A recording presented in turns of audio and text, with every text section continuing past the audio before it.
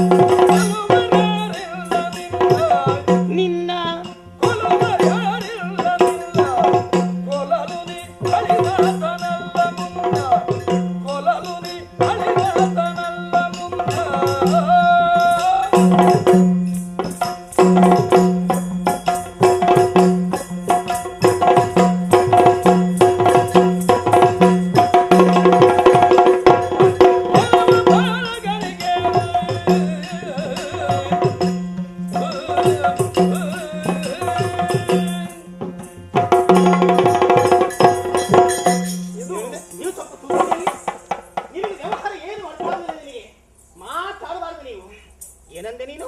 ನಿಜಗಲ್ಲಿ ಅದೆಷ್ಟು ಆಸೆಯೋ ನಿನಗೆ, ಅದೆಷ್ಟು ಆಸೆಯೋ ನಿನಗೆ. ಆಸೆ ಇರುವುದು ತಪ್ಪು ಅಂತ ನಾನು ಹೇಳುವುದಿಲ್ಲ. ಹರಿಯುತ್ತಿರುವಂತಹ ನೀರಿಗೆ ಆ ಕಡೆ ಈ ಕಡೆ ದಡೆ ಇದ್ದ ಹಾಗೆ ಸುಮ್ಮನೆ ನೀವು ಹೊಂದಿಕೊಳ್ಳದೇ ಇದ್ರೆ ನೀರು ಸಿಕ್ಕಾಪಟ್ಟೆಯಾಗಿ ಹರಿದು ಹೋಗ್ತದೆ, ಗುರಿಯನ್ನು ತಲುಪುವಲ್ಲಿ ತಡವಾಗ್ತದೆ. ಹಾಗೆ ಆಸೆ ಅನ್ನೋದು ಬೇಕಾಗ್ತದೆ. ಉಪ್ಪು ರುಚಿಯಾಗಿರ್ತದೆ, ಹಾಕದೇ ಇದ್ದ ಪದಾರ್ಥ ತಿನ್ಲಿಕ್ಕಾಗುವುದಿಲ್ಲ. ಹಾಗೆ ಅಂತ ಉಪ್ಪನ್ನೇ ತಿಂದ್ರೆ ಕೊನೆಗೆ ನೀರು ಕುಡಿಬೇಕಾಗ್ತದೆ. ಆಕಾಶಕ್ಕೆ ಏನೇ ನೀಡುವುದಕ್ಕೆ ಪ್ರಯತ್ನ ಮಾಡ್ತಾ ಇದೀಯ ನೀನು. ಏನೇನಂದ್ರೆ ಅಪ್ಪನ ತೊಡೆ ಉಪ್ಪೇ ನನಗೆ ಗೊತ್ತು. ನೀವು ಹೇಳ್ಬೇಕು ಅಂತ ಏನೂ ಇಲ್ಲ. ಉಪ್ಪು ತಿಂದ್ರೆ ನೀರು ಕುಡಿ. ಮಾತಾಡಬೇಡಿ ನೀವು. ಏನಂದ್ರೆ ನೀನು ಅಪ್ಪನ ತೊಡೆಯೇರಿ ಕುಳಿತುಕೊಳ್ಬೇಕ ನಿನಗೆ. ನಿನಗೊಂದು ಆಸೆ ಅಲ್ವಾ? ನಿನಗೆ ತೊಡೆಯಬೇಕು, ಯೋಗ್ಯತೆ ಉಂಟು ನಿನಗೆ.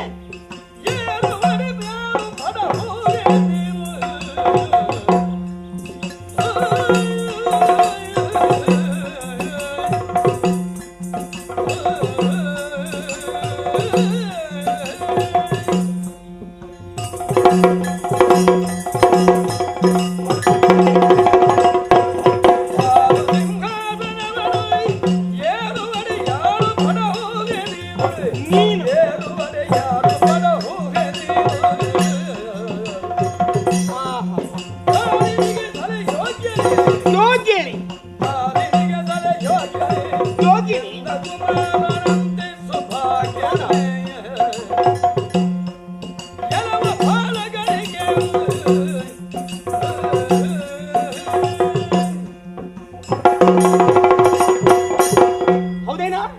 ತೊಡೆಯನ್ನು ಏರಿ ಕುಳಿತುಕೊಳ್ಬೇಕು ಅಂತ ನಿನಗೆ ಆಸೆ ಹುಟ್ಟಿತ್ತಲ್ವಾ? ಮುಚ್ಚಾಯ್ ಮಾತಾಡಬೇಡ. ಮತ್ತೆ ನೀನು ಯೋಗ್ಯತೆ ಉಂಟೇನು ನಿನಗೆ? ನೀನು ಹಣೆ ಬರಹ ಏನಂತ ಲೆಕ್ಕ ಹಾಕಿದೀಯ ನೀನು? ಮತ್ತೆ ರಾಗ ಹೇಳಿತಾನೆ ಅವ. ಯೋಗ್ಯತೆ ಅಂದ್ರೆ ಯಾವ್ದು ಗೊತ್ತುಂಟ ನಿನಗೆ? ನನ್ನ ಮಗನಿಗಿರುವಂತಹ ಯೋಗ್ಯತೆ, ಅವನಿಗಿರುವಂತಹ ಅರ್ಹತೆ ಎಳ್ಳು ಕಾಳಿನಷ್ಟು ನಿನಗುಂಟೇನೋ? ಹೌದೇನೆ? ನೀನು ಯಾರು? ಹೌದೇನು? ಹೌದು. ಯಾರು? ನಿಮ್ಮ ಮಗ ಹೌದು, ನನ್ನ ಮಗ ಹೌದಾ? ಮಾತಾಡಬೇಡಿ ಮತ್ತೆ ನೀವು. ಹುಟ್ಟಬೇಕು ನೋಡು, ಇಂತಹ ಪಾವನವಾದಂತಹ ಗರ್ಭದಲ್ಲಿ ಹುಟ್ಟಬೇಕು. ಆ ಯೋಗ್ಯತೆ ಬರಬೇಕು ಅಂತಿದ್ರಿ ಏನು? ನೀನು ಹುಟ್ಟಿದ ಯಾರ ಹೊಟ್ಟೆಯಿಲ್ಲ? ಯಾರ ಹೊಟ್ಟೆಯಲ್ಲಿ ನೀನು? ಆ ಹಣೆಬರಗಟ್ಟ ಅವಳ ಹೊಟ್ಟೆಯಲ್ಲಿ, ಆ ಮರ್ಯಾದೆ ಸತ್ತವಳ ಹೊಟ್ಟೆಯಲ್ಲಿ ಅವಳಿಗೆ ಅರ್ಹತೆ ಉಂಟೇನೋ? ಅವಳಿಗೆ ಯೋಗ್ಯತೆ ಉಂಟೇನೋ? ಅವಳ ಹೊಟ್ಟೆಯಲ್ಲಿ ಹುಟ್ಟಿದ್ದೇ ತಪ್ಪು. ನೀನು ನನ್ನ ಹೊಟ್ಟೆಯಲ್ಲಿ ಹುಟ್ಟಿದ್ರೆ ನಿನಗೆ ಈ ಅರ್ಹತೆ ಸಿಗ್ತಾ ಇತ್ತು, ಈ ಯೋಗ್ಯತೆ ಸಿಗ್ತಾ ಇತ್ತು. ನನ್ನ ಮಗನಿಗೆ ಸಿಕ್ಕಿದಂತಹ ಎಲ್ಲಾ ವಿಭಾಗದ ಸಂಪತ್ತು ಸೌಭಾಗ್ಯಗಳೆಲ್ಲವೂ ದೊರಕ್ತಾ ಇತ್ತು. ನಿನಗ ಆ ಅರ್ಹತೆ ಇಲ್ಲ, ನಿನಗೆ ಯೋಗ್ಯತೆ ಇಲ್ಲ. ನೀನು ನೀನು ಕಣ್ಣಲ್ಲಿ ಹಾಕುದು ಯಾಕೆ ನೀನು? ಒಂದು ಅವಕಾಶ ಮಾಡಿಕೊಡಿ. ಒಂದು ಅವಕಾಶ ಎಂತದ್ದು? ಅವ ಇಲ್ಲಿಗೆ ಬಂದದ್ದೇ ತಪ್ಪು. ನಾವಿಬ್ಬರು ಸಂತೋಷವಾಗಿ ಇರುವಂತಹ ಹೊತ್ತಿನಲ್ಲಿ ಮಧ್ಯ ಪ್ರವೇಶ ಮಾಡಿ ತಡೆಯಲ್ಲಿ ಏರಿಸು. ಎಂತದ್ದು ಏರಿಸುದು? ನನಗೆ ಅಪ್ಪ ಮರ್ಯಾದೆ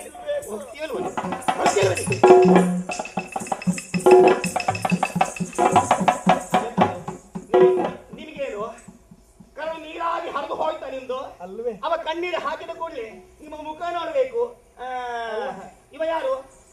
ಅವ ನನ್ನ ಮಗ. ಹೌದಾ? ಸಾಕು ನಮಗೆ ಇನ್ನೊಂದು ಮಕ್ಕಳು ಬೇಕು ಅಂತ ಏನೂ ಇಲ್ಲ. ನಿಮಗೆ ಕೊಡುವುದಕ್ಕೆ ಏನಾದ್ರು ಇದ್ರೆ ಇವನಿಗೆ ಕೊಡಿ. ಹೌದೇನೆ? ಏನು ಹೌದೇನೆ? ಕಣ್ಣಲ್ಲಿ ಸ್ವಲ್ಪ ರಕ್ತ ಬೇಕೋ ಬೇಡವೋ?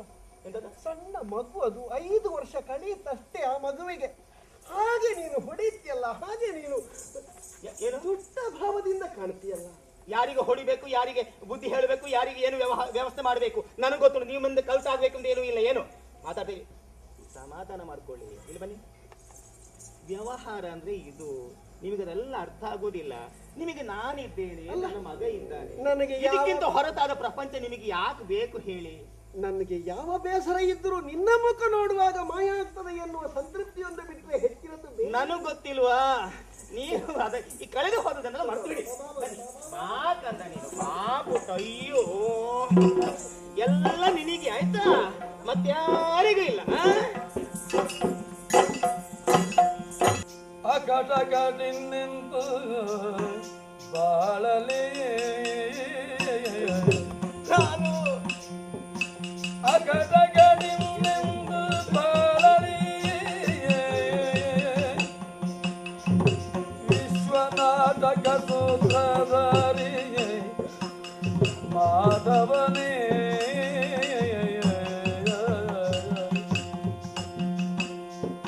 ಸಕಲರು ನೋಡುವಂತೆಲ್ಲ ಈ ತಾಯಿ ಸಕಲರು ನೋಡುವಂತೆಲ್ಲ ನೀ ತಾಯಿ ದುರ್ಮುಖಿಯಾಗಿ ಬಯಲು ನೂಗಿದಳು ಅಗಡಗರಿಂದೆಂದು ಬಾಳಲಿ ಅಗಡ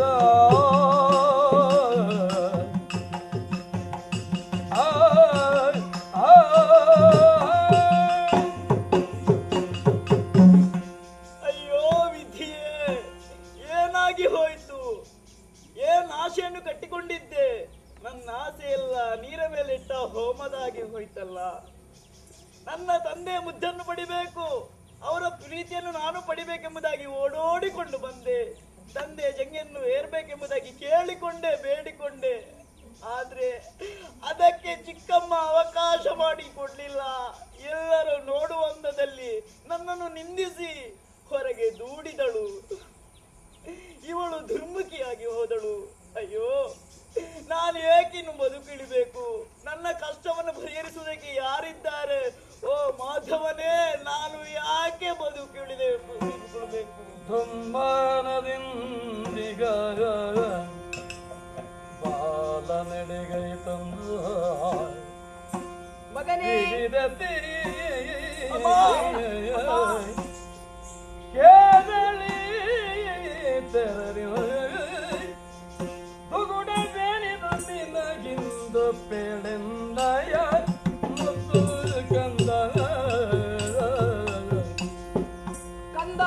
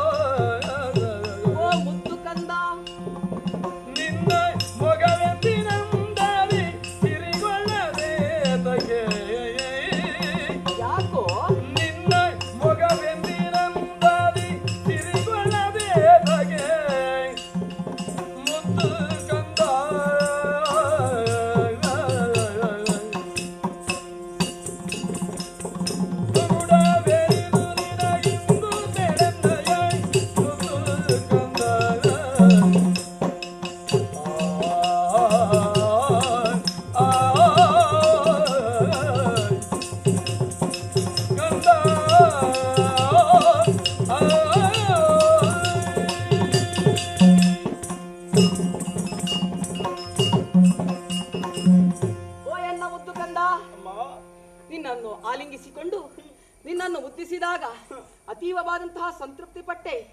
ನಮ್ಮ ಕುಲದ ಮಹಾರತ್ನ ನೀನು ಮಗನೇ. ತಂದೆ ತಾಯಿಗಳಿಗೆ ಈ ಲೌಕಿಕವಾದಂತಹ ಸಂಪತ್ತಿಗೆಲ್ಲ ಹೆಚ್ಚಿನದಾದದ್ದು ಪುತ್ರ ಸಂಪತ್ತು. ಈ ಲೌಕಿಕವಾಗಿಯೂ ಪಾರಲೌಕಿಕವಾಗಿಯೂ ಸಂಬಂಧವನ್ನು ಕಲ್ಪಿಸಿಕೊಡುವವನು ಮಗ. ಮಗನೇ, ಎಂದು ಸಂತೋಷದಿಂದಲೇ ನನ್ನ ಬಳಿಗೆ ಬರ್ತಾ ಇದ್ದವನು. ನಿನ್ನ ಮುಖದಲ್ಲಿ ಆನಂದದ ಸಿರಿ ಅಧಿಕಗೊಳ್ಳುತ್ತಾ ಇತ್ತು. ಆದ್ರೆ ಇವತ್ತು ಹಾಗಿಲ್ವಲ್ಲ? ಓ ನನ್ನ ಮುದ್ದು ಕಂದ, ಏನಾಯ್ತು ಮಗನೇ?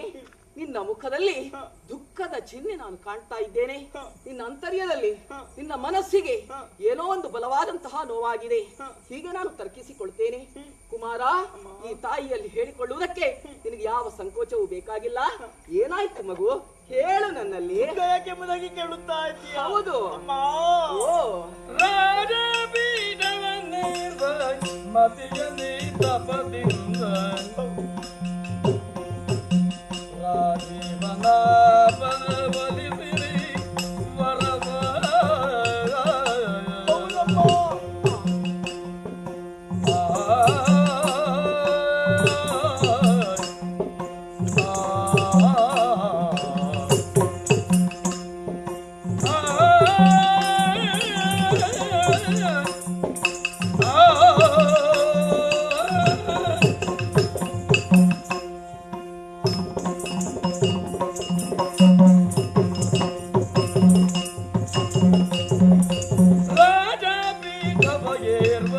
ಮತಿಯಲ್ಲಿ ತಪದಿಂದ ರಾಜೀವನಾಭನ ಬಲಿಸಿನಿ ವರವಾದ ರಾಜೀವನಾಭನ ಬಲಿಸಿನಿ ವರವಾದ ರಾಜಿಪೆ ಎನ್ನುವುದರದೊಳಗೆ ಎನ್ನುವುದ ರಾಜೀವನೋಗಿ ಬೈದು ಗಿದಳೆಯ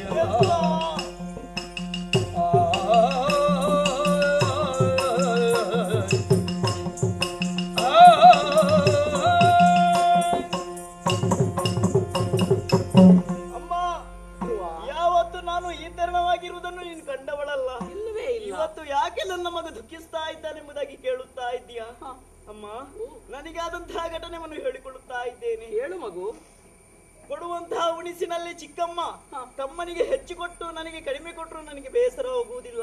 ಯಾವತ್ತು ತಮ್ಮನನ್ನೇ ತಂದೆಯವರು ಜಂಗಿಯಲ್ಲಿ ಕುಳಿತುಕೊಂಡು ಮುದ್ದಿಸುತ್ತಾ ಇದ್ರು, ಅದನ್ನು ನೋಡಿಯೂ ನನಗೆ ಬೇಸರವಾಗ್ಲಿಲ್ಲ.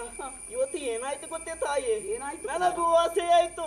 ತಂದೆಯ ಮುದ್ದನ್ನು ಪಡಿಬೇಕೆಂಬುದಾಗಿ ಓಡೋಡಿಕೊಂಡು ಬಂದೆ. ಸಹಜ. ತಂದೆ ಜಂಗಿಯನ್ನು ಏರಬೇಕೆಂಬುದಾಗಿ ಅವರಲ್ಲಿ ಬೇಡಿಕೊಂಡೆ, ಕೇಳಿಕೊಂಡೆ. ಆದ್ರೆ ಏನಾಯ್ತು ಗೊತ್ತೇ? ಇದನ್ನು ಚಿಕ್ಕಮ್ಮನಿಗೆ ನೋಡ್ಲಿಕ್ಕೆ ಆಗ್ಲಿಲ್ಲ.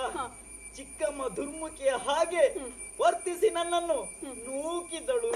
ಅಮ್ಮ, ಒಂದು ವೇಳೆ ತಂದೆಯ ಜಂಗಿಯನ್ನು ಏರ್ಬೇಕಾದ್ರೆ ಉತ್ತಮನಾಗಬೇಕಂತೆ. ಹಾಗಾದ್ರೆ ನಾನು ಉತ್ತಮನಲ್ವೇ? ನಾನು ಭಾಗ್ಯಹೀನನೇ. ಹರಿಯನ್ನು ತಪಸ್ಸಿನ ಮೂಲಕ ಮೆಚ್ಚಿಸಬೇಕಂತೆ, ಅವನ ವರವನ್ನು ಪಡಿಬೇಕಂತೆ. ಆ ಮೂಲಕವಾಗಿ ಅವಳ ಉದರದಲ್ಲೇ ಮತ್ತೊಮ್ಮೆ ನಾನು ಜನಿಸ್ಬೇಕಂತೆ. ಆಮೇಲೆ ಬೇಕಾದ್ರೆ ಕುಳ್ಳಿಸಿರ್ಬೇಕಂತೆ. ಅಮ್ಮ, ನಿನ್ನಲ್ಲೇ ಕೇಳುತ್ತಾ ಇದ್ದೇನೆ, ನನಗೆ ಅಂತಹ ಯೋಗ್ಯತೆ ಇಲ್ವೇ? ನಾನು ಭಾಗ್ಯಹೀನನೇ. ತಂದೆ ಕರಾಳ ವಚನದ ಕಡುಗ ಹತಿಯಲೇ ಲೋಲೋಚನೆ ಲೋಲೋಚನೆ ಚಿತ್ತರಲ್ಲಿ ಕಡುರೊಂದು ಬಯ್ಯವಳಿ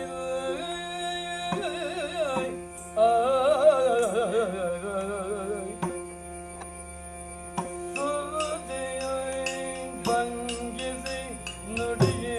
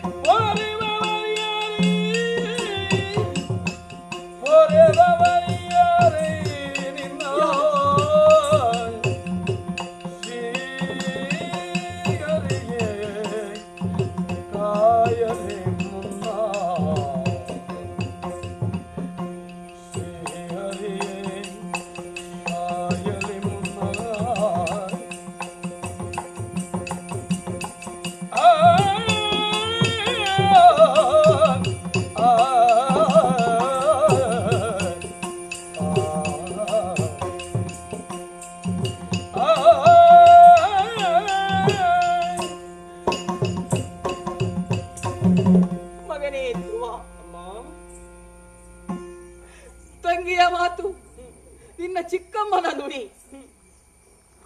ಕತ್ತಿಯಿಂದ ಘಾತಿಸಿದ ಅನುಭವ ನನಗೊದಗಿಸಿಕೊಟ್ಟಿತು. ಕಾಡ್ಕಿಚ್ಚಿಗೆ ಸಿಕ್ಕಿದಂತಹ ಬಳ್ಳಿಯಂತಾದೆ. ಕುಮಾರ, ಅಮ್ಮ, ಚಿಕ್ಕಂಗಿಯ ಮಗ ಉತ್ತಮನಾದರೂ ನಿನ್ನಲ್ಲಿ ಉತ್ತಮತ್ವವನ್ನು ಆಕೆ ಕಾಣದಾಗಿ ಹೋದಳಲ್ಲ. ಆಕೆ ಆಡಿದಂತಹ ಮಾತಿಗೆ ನಮ್ಮ ಪತಿದೇವರು ನಿನ್ನ ತಂದೆ ಮೌನವನ್ನೇ ತಾಳಿಬಿಟ್ಟರೆ, ಮಗನೇ, ಯಾವ ಸಂದರ್ಭದಲ್ಲೇ ಆಗಲಿ ಇತರರ ಮನಸ್ಸಿಗೆ ಕೆಡುಕಾಗುವಂತಹ ಅದೋ ಉಂಟಾಗುವಂತಹ ಮಾತುಗಳನ್ನು ಆಡಬಾರದಾಗಿತ್ತು. ನನ್ನಂತೆ ಇರುವ ಆಕೆ ಅದನ್ನು ಅರ್ಥ ಮಾಡಿಕೊಳ್ಳದೆ ಹೋದಳಲ್ಲ. ಮಗನೇ, ಅಮ್ಮ, ಮುಂದೆ ಯಾರಿದ್ದಾರೆ ಕಾಯುವುದಕ್ಕೆ? ಬೆತ್ತದ ಹೊಡೆತಕ್ಕಿಂತಲೂ ಮಾತಿನ ಹೊಡೆತ ಅತಿ ತೀಕ್ಷ್ಣವಾದುದಂತೆ. ಮಗನೇ, ಅಮ್ಮ, ಆಕೆ ಆಡಿದಂತಹ ನುಡಿಯನ್ನು ಕೇಳಿದಾಗ ಬರಸಿಡಿಲೇ ನನ್ನ ಮೇಲೆ ಅಪ್ಪಳಿಸಿದಂತಹ ಪರಿಸ್ಥಿತಿ ನನಗೆ ಬಂದು ಹೋಯಿತು. ಆಕೆಯ ಮಗ ಬೇರೆಯಲ್ಲ, ನನ್ನ ಮಗ ಬೇರೆಯಲ್ಲ. ಈ ಭಾವನೆಯಿಂದ ನಾನು ಉತ್ತಮನನ್ನು ಕಾಣುತ್ತಾ ಇದ್ದೆ. ಆದ್ರೆ ಆಕೆಯ ಮನಸ್ಥಿತಿ ತೀರಾ ತದ್ವಿರುದ್ಧವಾಗಿ ಹೋಯ್ತಲ್ಲ. ನಿನ್ನನ್ನು ಪ್ರತ್ಯೇಕ ಕಾಣುವಂತಹ ಸ್ಥಿತಿ ಆ ದೇವರು ಆಕೆಗೆ ಯಾಕೆ ಬುದ್ಧಿಯನ್ನು ಕೊಟ್ಟನೋ ನನಗೊಂದು ಅರ್ಥವಾಗುತ್ತಿಲ್ಲ. ಆ ವಿಧಿಯ ಸಂಕಲ್ಪ, ಆ ಶ್ರೀಹರಿಯ ನೆನವರಿಕೆ ಯಾವ ರೀತಿಯದಿದೆಯೋ ತಿಳಿದುಕೊಳ್ಳುವುದಕ್ಕೆ ನಮಗೆಲ್ಲಿ ಸಾಧ್ಯವಿದೆ ಹೇಳು. ಮಗನಿ, ಅಮ್ಮ, ನಿನ್ನನ್ನು ಕಾಪಾಡುವುದಕ್ಕೆ ನಾವ್ಯಾರೂ ಸಮರ್ಥರಲ್ಲ ಕಂದ. ನಿನಗುಂಟಾದಂತಹ ಈ ದುಃಖವನ್ನು ಹೋಗಲಾಡಿಸುವುದಕ್ಕೆ ನಾವೆಲ್ಲಿ ಶಕ್ತರಾಗ್ತೇವೆ ಹೇಳು.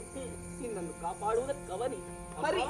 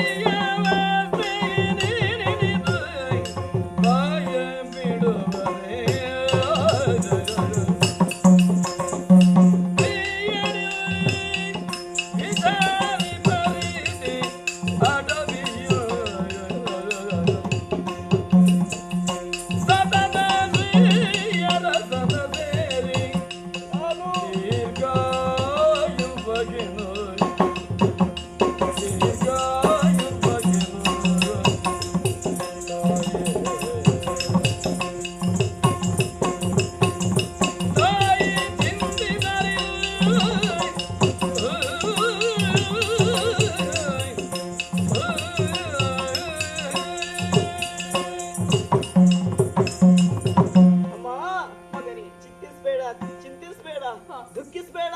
ಕಷ್ಟ ಸುಖಗಳು ಮನುಷ್ಯನ ಜೀವನದಲ್ಲಿ ಬಂದೇ ಬರ್ತದೆ. ಕಷ್ಟ ಬರುವಾಗ ಹಿಗ್ಗುವುದು, ಸುಖ ಬರುವಾಗ ಕುಗ್ಗುವುದು, ಇದು ಸರಿಯಲ್ಲ. ಅಮ್ಮ, ನಿನ್ನಲ್ಲೇ ಹೇಳುತ್ತೇನೆ. ಏನಪ್ಪ?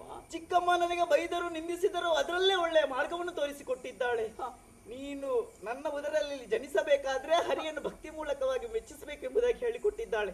ಹಾಗಾಗಿ ಈ ದೇಹ ಎಂಬುದು ಶಾಶ್ವತವಲ್ಲ. ಶಾಶ್ವತವಾದುದು ಯಾವುದು? ಭಗವಂತನ ನಾಮಸ್ಮರಣೆ ಮಾತ್ರ. ಅದಕ್ಕಾಗಿ ಘೋರವಾದ ಕಾಡನ್ನು ಸೇರಿಕೊಳ್ಳಬೇಕು, ಭಕ್ತಿ ಮೂಲಕವಾಗಿ ಹರಿಯನ್ನು ಮೆಚ್ಚಿಸಬೇಕೆಂಬುದಾಗಿ ನಿರ್ಧರಿಸಿದ್ದೇನೆ. ನೀನೇನ್ ಮಾಡ್ಬೇಕು ತಾಯಿ ಗೊತ್ತೇ? ನನ್ನನ್ನು ಹರಸಿ ಆಶೀರ್ವದಿಸಿ ಕಳುಹಿಸಿಕೊಡು. ಮಗನೇ, ದುಃಖಿಸುವುದಿಲ್ಲವಪ್ಪ. ನಿನ್ನ ತಾಯಿ ಭಗವಂತನನ್ನು ಕಾಣುವಂತಹ ದಾರಿಯನ್ನು ಒಂದರ್ಥದಲ್ಲಿ ತೋರಿಸಿಕೊಟ್ಟಿದ್ದಾಳೆ ಅಂತ ನಾನು ಭಾವಿಸಿಕೊಳ್ತೇನೆ. ನಿನ್ನ ಪಿತಾಮಹರಾದಂತಹ ಮನು ಮಹಾರಾಜರು ಆ ಶ್ರೀಹರಿಯನ್ನು ಕಾಣುವುದಕ್ಕಾಗಿಯೇ ವಿಶೇಷವಾದಂತಹ ಯಾಗಗಳನ್ನು ಮಾಡಿದರು. ಆ ಮೂಲಕವಾಗಿ ಹರಿಯ ಪದವನ್ನು ಸೇರಿದರು. ಆಗಲಿ ಆ ನಿತ್ಯಾನಂದ ಮೂರ್ತಿಯ ಪೂರ್ಣವಾದ ಅನುಗ್ರಹ ನಿನ್ನ ಪಾಲಿಗೆ ಒದಗಿ ಬರಲಿ ಅಂತ ನಾನು ಆಶಿಸ್ತೇನೆ. ಹೋಗಪ್ಪ, ಒಳ್ಳೆಯದಾಗಲಿ. ಭಗವಂತ ನಿನ್ನನ್ನು ರಕ್ಷಣೆ ಮಾಡಿ.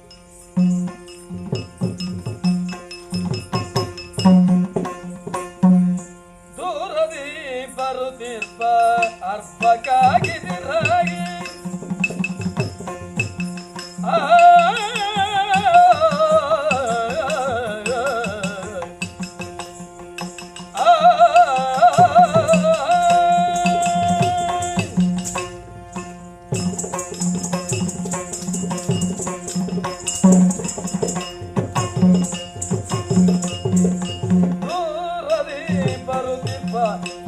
ಅರ್ಪಕ್ಕಾಗಿದಿರಾಗಿ ಸೂರ್ಯ ಸಹಸ್ರ ತೇಜರಲ್ಲಿ ವಾರಿಜಾತನ ನಾಮ ಬಳಿ ಕೀರ್ತಿಸುತ್ತ ನಾರದ ಮುನಿ ಪಡೆಯುತ್ತ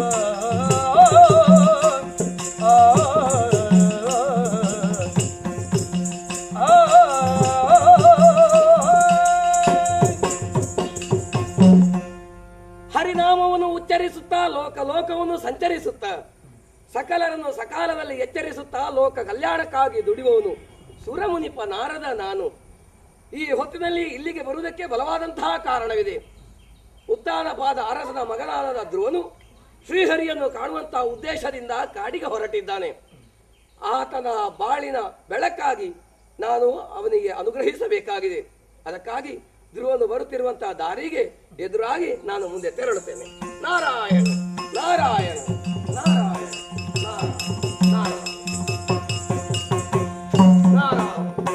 ನಾರದ ಮುನಿಪನ ಕಾಣುತ್ತ ಬಾಲನು ಪೂರಿ ಭಕ್ತಿಯೊಳಗೆ ಪ್ರಭೋ ಪೂರಿ ಭಕ್ತಿಯೊಳಗೆ ಸ್ವಾಮಿ ತಾರಿಣಿಗೆ ಮೈಕಿದು ಬಾರೆ ಬಾರೆ ಮೃತ ಕುಮಾರನ ಬಿಗಿದಪ್ಪಿ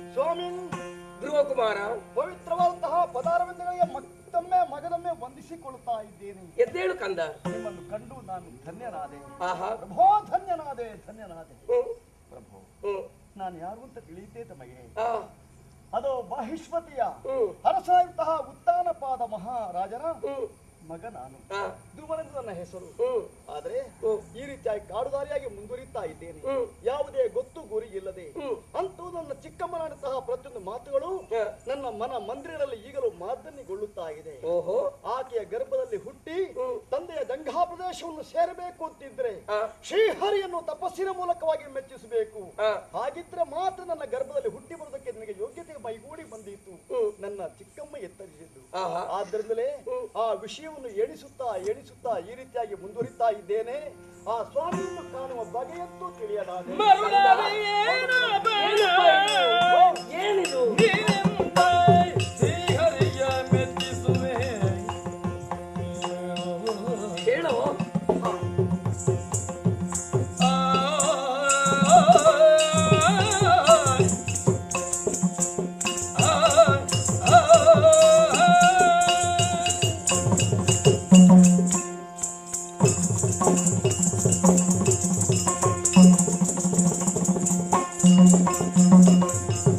ಮರುಳರಿನ ಬರ ನೀನಿಂದ ಶ್ರೀಹರಿಯ ಮೆಚ್ಚಿಸುವೆ ಬೇಡ ಹೇಳು. ಅರಿಯೇವು ನಾವವ ಮಿರುಗೆಯ ಮನುಗೆ ನಿಜ.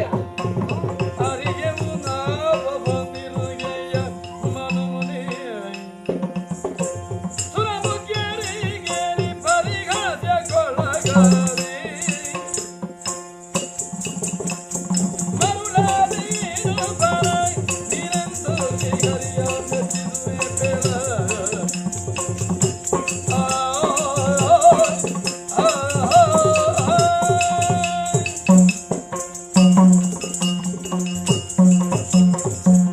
ಕಂದ, ಪ್ರಭು ಧ್ರುವ ಕುಮಾರ, ಎಂತ ಹುಚ್ಚು ಕೆಲಸಕ್ಕೆ ನೀನು ಮನ ಮಾಡಿದೀಯಪ್ಪ. ಏನು ಸ್ವಾಮಿ?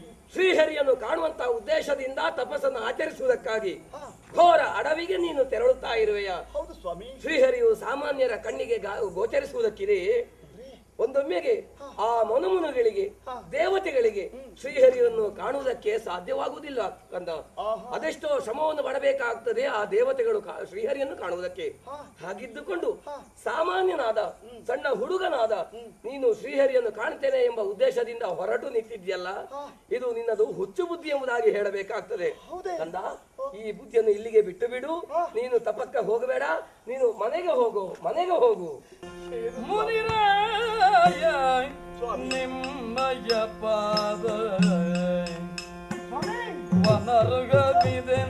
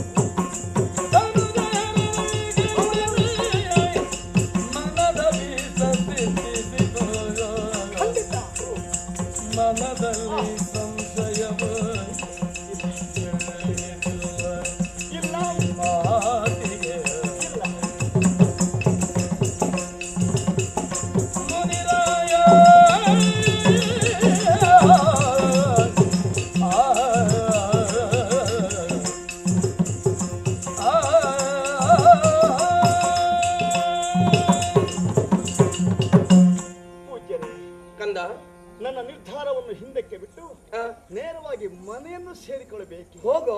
ಈ ರೀತಿಯಾಗಿ ತಾವು ಎಚ್ಚರಿಸುತ್ತಾ ಇದ್ದೀರಾ? ನಿಜ ಇಲ್ಲ ಸ್ವಾಮಿ, ಯಾವ ಕಾರಣಕ್ಕೂ ಸಾಧ್ಯವೇ ಇಲ್ಲ. ಕಳೆದು ಹೋಗಿರುವಂತಹ ಆಗಿ ಹೋಗಿರುವ ಎಲ್ಲಾ ಘಟನೆಗಳನ್ನು ಮೆಲುಕು ಹಾಕುತ್ತಾ ದುಃಖ ಮಾಡುವುದಕ್ಕೆ ಸ್ಥಳ ಇಲ್ಲ ಅಂತ ಈ ಕಾರ್ಯ ನಾನು ಬಂದಿರುವುದು ಅಲ್ಲ. ಆ ಶ್ರೀಹರಿಯನ್ನು ಕಾಣಬೇಕು, ಅವನ ಆ ದಿವ್ಯ ದರ್ಶನ ಪಡೆಯಬೇಕು ಎನ್ನುವಂತಹ ದೃಢ ಚಿತ್ತವುಳ್ಳವನಾಗಿ ಈ ಕಡೆ ಓಡಿಕೊಂಡು ಬಂದವ ನಾನು. ಪ್ರಥಮವಾಗಿ ನಿಮ್ಮ ಈ ಚರಣಹರವಿಂದಗಳನ್ನು ಕಂಡುಕೊಂಡೆ. ಆ ಕ್ಷಣದಲ್ಲಿ ನಾನು ಎಣಿಸಿಕೊಳ್ತಾ ಇದ್ದೇನೆ, ದೇವರ ದರ್ಶನ ಆಗುತ್ತದೆ, ನನ್ನ ಪಾಲಿಗೆ ಆಗುತ್ತಾ ಇದೆ ಎನ್ನುವಂತಹ ಭಾವನೆ ನನ್ನಲ್ಲಿ ಮೊಳೆದೋರುತ್ತಾ ಇದೆ. ಸ್ವಾಮಿ, ಆ ಧನುಜಹರನನ್ನು ಕಾಣುವಲ್ಲಿ ಎಳ್ಳಿದ್ದು ಅನುಮಾನ ಎನ್ನುವುದು ಇಲ್ಲ. ನೋಡುತ್ತೇನೆ, ಆತನು ನೋಡುವ ಬಗೆಯಂತೂ ಎನ್ನುವುದು ತಿಳಿಯದೆ ಒಂದು ರೀತಿಯಾಗಿ ನಾನು ಗೊಂದಲಕ್ಕೆ ಈಡಾಗಿದ್ದೇನೆ. ಆ ವೈಕುಂಠ ಧಾಮ ಎಲ್ಲಿ, ಆ ಶ್ರೀಮನ್ನಾರಾಯಣ ಹೇಗಿದ್ದಾನೆ, ಈ ವಿಷಯಕವಾಗಿ ತಾವು ದಾರಿ ತೋರಿದ್ರೆ ಖಂಡಿತವಾಗಿ ದೇವರನ್ನು ಕಾಣುತ್ತೇನೆ, ವಿಶ್ವಾಸ ಇದೆ. ಸಂತೋಷವಾಯಿತು. ಮಾಧವನ ಒಲಿಸುವರೇ ನೀರೇ ದ್ವಾದಶಾಕ್ಷರಿ ಮಂತ್ರವನ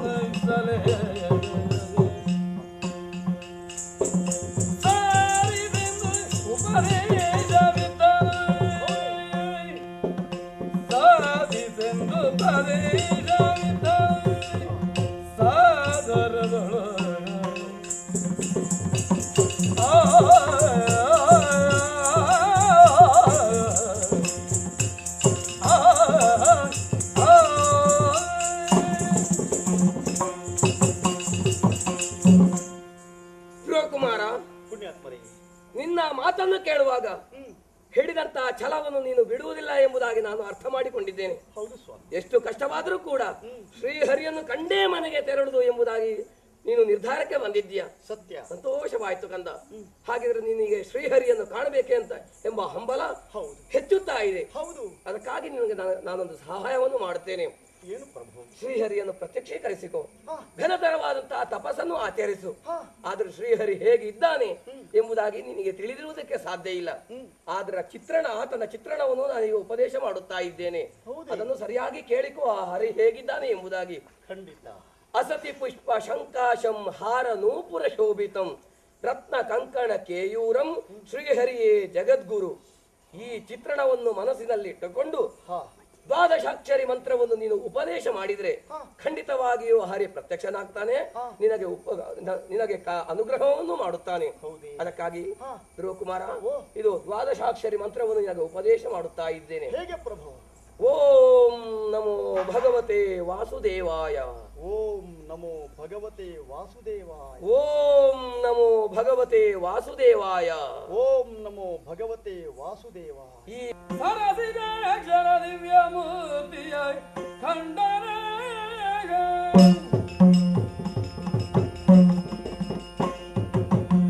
ಮಗನೇ, ಇದೋ ನೋಡು, ನಿನ್ನ ಇಷ್ಟ ದೇವತೆ ಪ್ರತ್ಯಕ್ಷನಾಗಿದ್ದೇನೆ. ನೋಡಿ ಭಯ ಭಕ್ತಿಯಲ್ಲಿ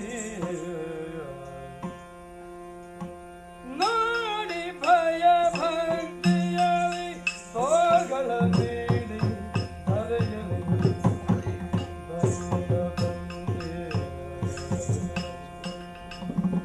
ಹರೆಯಲಿ ಧನಾರತೀರಡಿ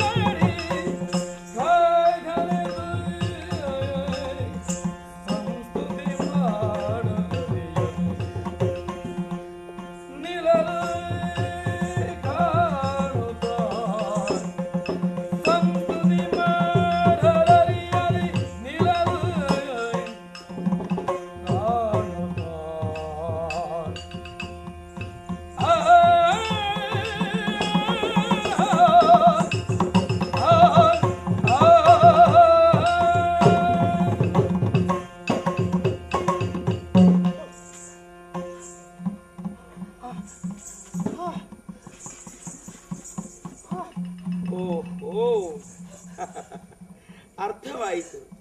ನನ್ನನ್ನು ಕಂಡ ಸಂತೋಷಾಧಿಕ್ಯದಿಂದ ಮೈಮರೆತೆಯ ಮಾತುಗಳನ್ನಾಡುವುದು ಅಸಾಧ್ಯವಾಯಿತೇ ನಿನಗೆ. ಹೆದರದಿರು, ಇದೋ ನೋಡು, ಮಾತನಾಡಿಸುವಂತಹ ಮಹಿಮೆ ಹೇಗೆ ಅಂತ ತೋರಿಸಿಕೊಡುತ್ತೇನೆ.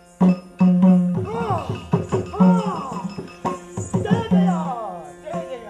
ಯೋಂ ಸಹ ಪ್ರವಿಶ್ಯ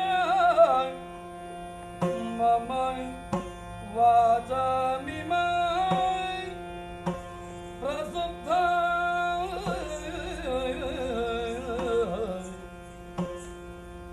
ಸಂಜೀವ ಯತ್ಯಖಿಲ ಶಕ್ತಿಧರ ಸ್ವಧಾಮ್ನಾ ಸಂಜೀವ ಯತ್ಯಖಿಲ ಶಕ್ತಿಧರ ಸ್ವಧಾಮ್ನಾ ಸ್ವಾಮಿಯೇ, ಅನ್ಯಾಂಶ ಹಸ್ತಚರಣ ಶ್ರವಣ ತ್ವಘಾದಿಪ್ಮಾಣಂ ನಮೋ ನಮೋ ನಮೋ ನಮೋ ಭಗವತೆ ಪುರುಷಾಯ ತುಭ್ಯಂ ಭಗವತೆ ಪುರುಷಾಯ ತುಭ್ಯಂ ಜಯ ಜಯ. ನಮೋ ನಮೋ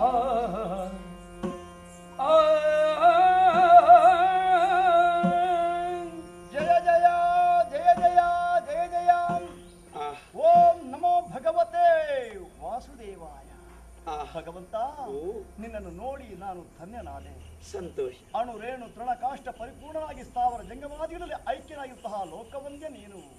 ಸೃಷ್ಟಿ ಸ್ಥಿತಿ ಲಯವಂತಹ ಆ ಮೂರು ಹೊಣೆಗಾರಿಕೆಯನ್ನು ಹೊತ್ತುಕೊಂಡು ಈ ಪ್ರಪಂಚ ಎಲ್ಲ ಆಗು ಹೋಗುಗಳನ್ನು ವ್ಯವಸ್ಥಿತವಾಗಿ ನೋಡಿಕೊಂಡು ಬರುವಂತಹ ದೇವರ ದೇವ ನೀನು. ಸರಿ. ಜಗದ್ವಂದ್ಯ, ಓ. ಹೇ ಪದುಮನಾಭನೇ, ಹಾ. ಪ್ರಭಾ ನಿನ್ನನ್ನು ಕಂಡು ನಾನು ಧನ್ಯನಾದೆ. ಯಾವ ರೀತಿಯಾಗಿ ಸ್ತುತಿಸಬೇಕು ಅಂತ ಅರಿಯದೆ ಮೂಕನಾಗಿ ಹೋಗಿದ್ದೆ.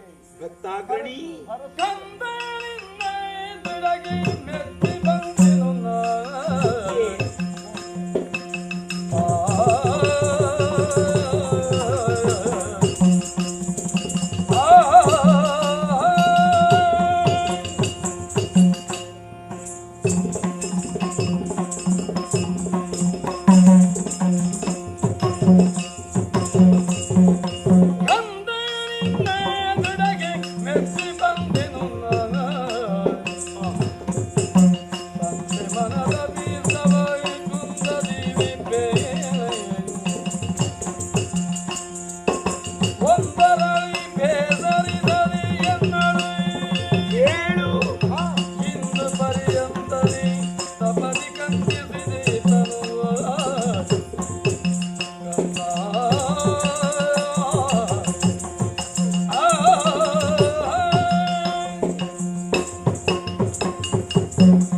ಮಗನೇ, ಭಗವಂತ ಕೇವಲ ಶಿಶುವಾಗಿದ್ದೀಯ ನೀನು.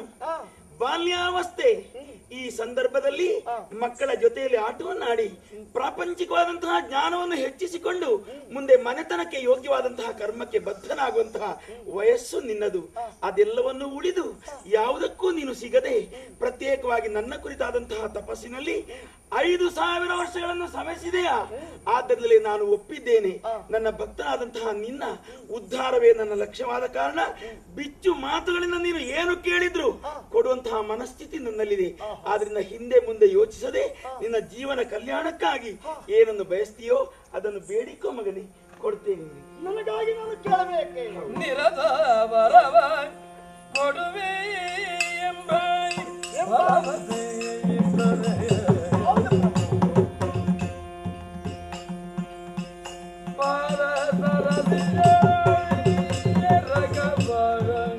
ಪರಮ ಭಕ್ತಿಯ ಪಾಲಿಸೋ ಸರದಿಯ ರಗವರ ಪರಮ ಭಕ್ತಿಯ ಪಾಲಿಸೋ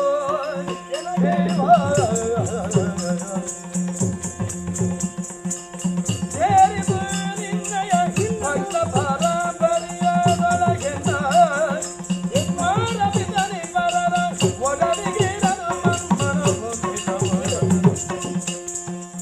ದೇವ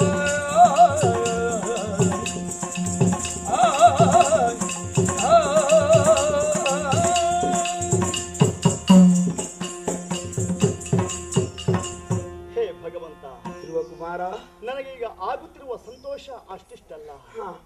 ನಿನ್ನನ್ನು ಕಂಡಾಕ್ಷರ ಯಾವುದನ್ನು ಕೇಳಬೇಕು ಏನು ಬೇಕು ಅಂತ ನನಗೆ ಅನ್ನಿಸುವುದೇ ಇಲ್ಲ. ಓಹೋ ಸ್ವಾಮಿ ಕಂದ, ಈ ಪ್ರಾಪಂಚಿಕವಾಗಿರುತ್ತಹ ಯಾವುದೇ ಆಸ್ಮಿತಿಗಳಿಗೆ ಒಳಗಾಗಬಾರದು. ಈ ಪ್ರಪಂಚದ ಎಲ್ಲ ಆಗು ಹೋಗುಗಳನ್ನು ಕಷ್ಟ ಸುಖಗಳನ್ನು ನಿತ್ಯ ನಾನು ನೋಡ್ತಾ ಇದ್ದೇನೆ ಎಂಬಾಗ ಮತ್ತೊಂದು ಬಾರಿ ಅದಕ್ಕೆ ನಾನು ಭಾಗಿಯಾಗಕೂಡದು ಎನ್ನುವ ದೃಷ್ಟಿಯಿಂದ ನಿನ್ನನ್ನು ಕಂಡ ಬಳಿಕ ನನಗೆ ಯಾವುದೂ ಬೇಡ. ಸ್ವಾಮಿ, ನಿನ್ನನ್ನು ನಿತ್ಯ ಜಪಿಸುತ್ತಾ ಇರುತ್ತಹ ಆ ಯೋಗ ಭಾಗ್ಯ ನನ್ನ ಪಾಲಿಗೆ ಪ್ರಾಪ್ತವಾದ್ರೆ ಸಾಕು. ಅದಕ್ಕಾಗಿ ನಿನ್ನ ಭಕ್ತರ ಸಾಲಿನಲ್ಲಿ ನನ್ನನ್ನು ಸೇರಿಸಿಕೊಂಡು ಆ ಮೂಲಕವಾಗಿ ಕೃತಾರ್ಥನನ್ನಾಗಿಸಬೇಕು ಅಂತ ಕನಸಿನಲ್ಲಿ ಬೇಡಿಕೊಳ್ತಾ ಇದ್ದೀನಿ. ಎಲ್ಲದರಲ್ಲೂ ವೈರಾಗ್ಯವೇ ಕಂದ.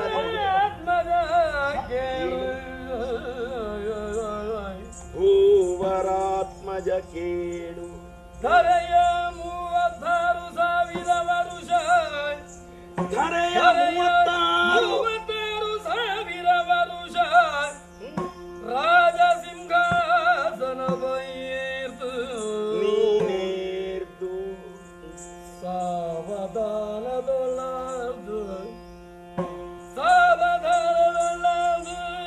ಆರ್ದು ಸಕಲ ಸಾಮ್ರಾಜ್ಯ ಭೋಗಗಳ ಬಂದು ಹೌದು ಚನಲು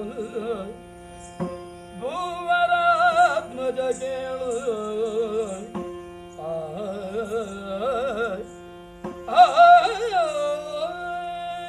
ಕನ್ನ. ಪರಮಾತ್ಮ, ಈ ಲೋಕದಲ್ಲಿ ರಾಜವಂಶದಲ್ಲಿ ಹುಟ್ಟಿದಂತಹ ಪ್ರತಿಯೊಬ್ಬರಿಗೂ ಒಂದು ಧರ್ಮದ ಕರ್ಮ ಇದೆ. ಅದನ್ನು ಮೀರಿದರೆ ಧರ್ಮವನ್ನು ವಂಚಿಸಿದ ಹಾಗಾಗ್ತದೆ, ಅಪಚಾರ ಮಾಡಿದಂತಹ ಹಾಗಾಗ್ತದೆ. ನಿನ್ನ ಅಪ್ಪನು ಸತ್ಸಂತಾನವನ್ನು ಪಡೆದಿದ್ದಾನೆ. ಅವನ ಕಾಲಾನಂತರದಲ್ಲಿ ಲೋಕವನ್ನು ಪಾಲಿಸುವಂತಹ ಹೊಣೆಗಾರಿಕೆ ಪಿತೃ ಪರಂಪರೆಯಿಂದ ನಿನಗೆ ಕೂಡಿ ಬಂದಿದೆ. ಆದ್ದರಿಂದಲೇ ಬೇಡ ಅಂತ ತಿರಸ್ಕರಿಸುವುದಕ್ಕೆ ನಿನಗೆ ಅಧಿಕಾರ ಇಲ್ಲ. ಅಂತಹ ಅಧರ್ಮವನ್ನು ಲೋಕಪಾಲಕರಾದಂತಹ ನಾವು ಒಪ್ಪುವುದಿಲ್ಲ. ಆದ್ದರಿಂದಲೇ ನಿನಗೆ ಆಜ್ಞೆಯನ್ನು ವಿಧಿಸ್ತೇನೆ, ಅದನ್ನು ನೀನು ಪಾಲಿಸಲೇಬೇಕು. ಇಷ್ಟರೊಳಗೆ 5,000 ವರ್ಷಗಳು ಮುಗಿದು ಹೋದವು. ಇನ್ನು ಮುಂದೆ 36,000 ವರ್ಷಗಳವರೆಗೆ ನೀನು ಭೂಲೋಕದಲ್ಲೇ ಇರಬೇಕು.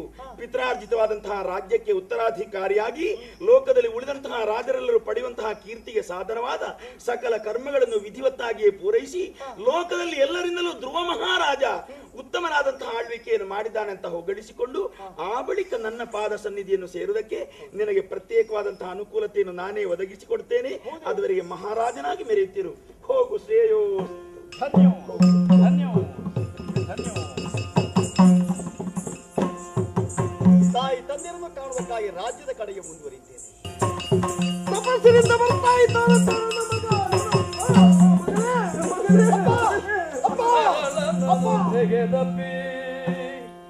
ಆನಂದಾಶ್ರಗೂರದಲ್ಲಿ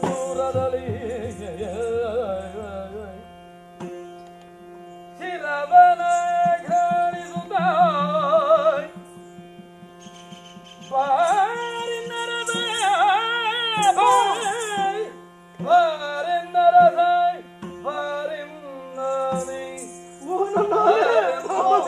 ಪ್ರೇಮದಲ್ಲಿ ಮುದ್ದಾಡಿದನು ಬೋಪರನು ತರಳನನು ತೆಗೆದಪಿ ಆನಂದ ಶುಭೂರದಲ್ಲಿ ಭೂಪತಿ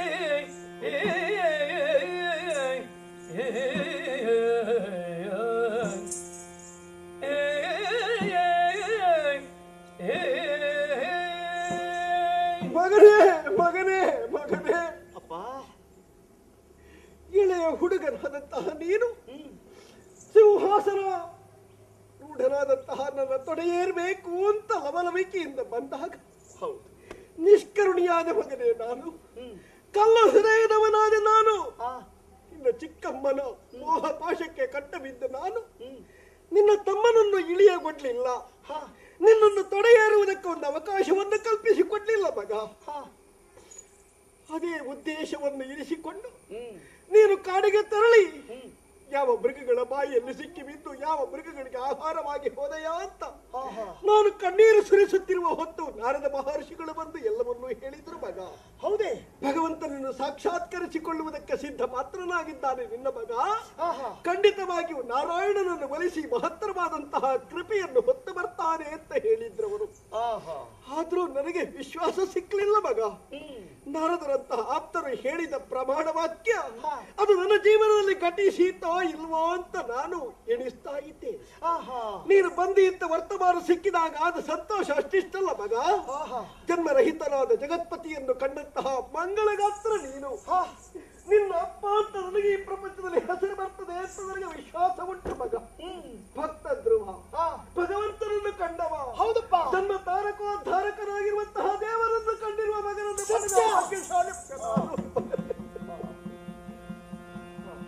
ಸಮಾಧಾನ ಮಾಡಿಕೊಳ್ಳಿ. ಭಿನ್ನ ಭೇದದಲ್ಲಿ ಮುಂದೆ ಮಗನೇ, ಅನ್ಯಾಯ ಎಸಗಿದೆನು ತಪ್ಪು ಮಾಡಿದೆ ಕಣ್ಣ. ಏನಮ್ಮ ಇದು? ಅನ್ಯಾಯ ಎಸಗಿದೆನು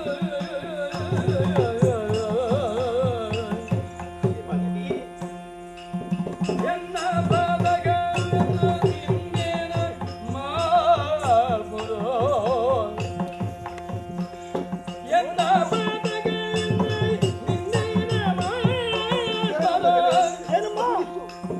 ಬಂದಾಗ ಶಯನ ಬಲ್ಲೈ ಬೇರಿಲ್ಲ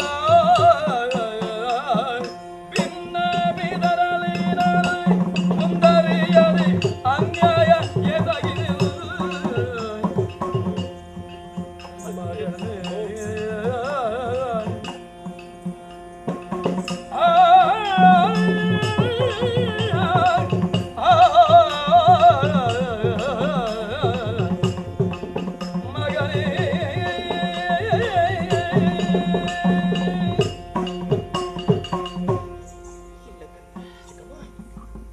ನಿನ್ನ ಮುಖವನ್ನು ನೋಡುವಂತಹ ಯೋಗ್ಯತೆಯೂ ನನಗಿಲ್ಲ. ನಿನ್ನಲ್ಲಿ ಮಾತನಾಡುವಂತಹ ಅರ್ಹತೆಯನ್ನು ನಾನು ಯಾವ ಹೊತ್ತಿನಲ್ಲಿಯೋ ಕಳೆದುಕೊಂಡಿದ್ದೇನೆ ಕಂದ. ಅಂದ್ರೆ ಮಗನೇ, ಅಮ್ಮ, ನಾನು ನನ್ನದು ಅನ್ನುವಂತಹ ಸ್ವಾರ್ಥದಲ್ಲಿ ಉಳಿದದ್ದೆಲ್ಲವೂ ಕೂಡ ನನಗೆ ಗೌಣವಾಗಿಯೇ ಕಾಣಿಸಿತ್ತು. ನನ್ನ ಹೊಟ್ಟೆಯಲ್ಲಿ ಹುಟ್ಟಿದವ ನೀನಲ್ಲ, ನನ್ನ ಹೊಟ್ಟೆಯಲ್ಲಿ ಹುಟ್ಟಿದ ಮಗನಿಗೆ ಅರ್ಹತೆ ಇರುವುದು, ಯೋಗ್ಯತೆ ಇರುವುದು, ಸಕಲ ಸೌಭಾಗ್ಯವನ್ನು ಅನುಭವಿಸುವ ಅಂತ ಯೋಚಿಸಿಕೊಂಡು ಮಗನೇ, ನಿನ್ನನ್ನು ತಿರಸ್ಕರಿಸಿದವಳು ನಾನು, ನಿನಗೆ ಕೊಡಬಾರದ ಕಷ್ಟವನ್ನು ಕೊಟ್ಟವಳು ನಾನು. ಹೆಚ್ಚೇಕೆ ಮಗನೇ, ನೀನು ಬದುಕಿ ಉಳಿಬಾರದು, ನೀನು ಸಾಯಬೇಕು ಎಂದು ಪ್ರಯತ್ನವನ್ನು ಪಟ್ಟವಳು ನಾನು ಮಗನೇ. ಆದ್ರೆ ನನಗೆ ಈಗ ಅರ್ಥವಾಗ್ತಾ ಇದೆ ಕಂದ, ಅರ್ಹತೆ ಯೋಗ್ಯತೆ ಇರುವುದು ಅದು ನಿನ್ನಲ್ಲಿ. ಯಾಕೆಂದ್ರೆ ದೇವರನ್ನೇ ಸಾಕ್ಷಾತ್ಕರಿಸಿಕೊಂಡವ ನೀನು. ಈ ಸಂಪತ್ತು ಈ ಸೌಭಾಗ್ಯ ಇದು ಯಾವುದು ಶಾಶ್ವತವಾದುದಲ್ಲ. ಹಾಗಿದ್ರೆ ಶಾಶ್ವತವಾದುದು ಯಾವುದು? ಆ ದೇವರ ದರ್ಶನ, ಅವನ ಪಾದವನ್ನು ಸೇರಿಕೊಳ್ಳುವುದು.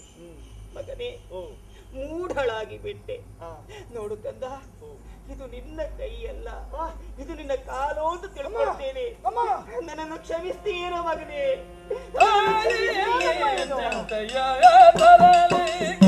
ಮನಗೆ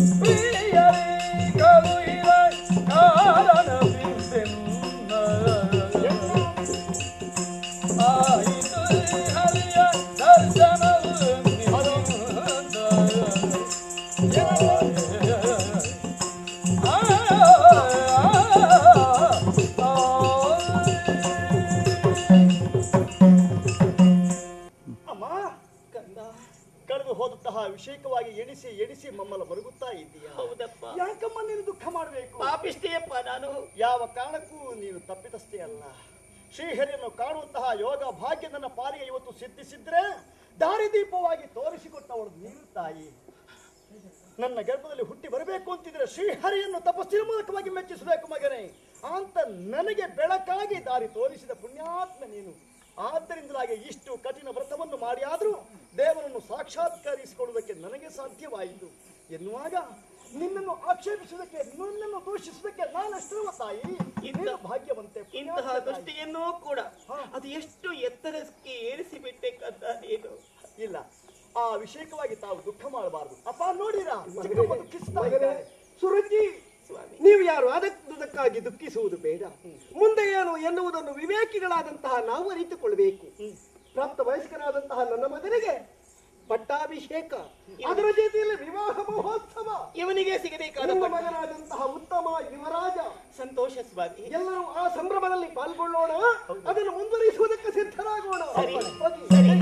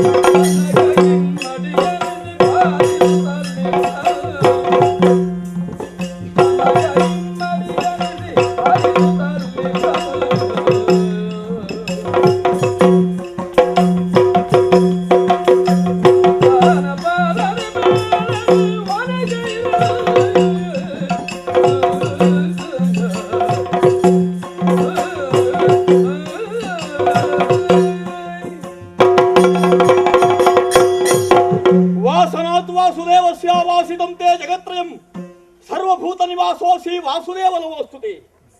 ಆ ಕರುಣಾಮಯಿ ಕಾರುಣ್ಯ ಸಮುದ್ರನಾದಂತಹ ಪರಮ ಪುರುಷನಾದಂತಹ ಸಿರಿಯರಸನ ಆದೇಶದಂತೆ ವರ್ತಮಾನ ಕಾಲದಲ್ಲಿ ಬಹಿಷ್ಮತಿ ಪೀಠವನ್ನೇರಿ ಪ್ರಜಾರಂಜಕನಾಗಿ ಆಳ್ವಿಕೆಯನ್ನು ಮಾಡ್ತಾ ಇದ್ದೇನೆ.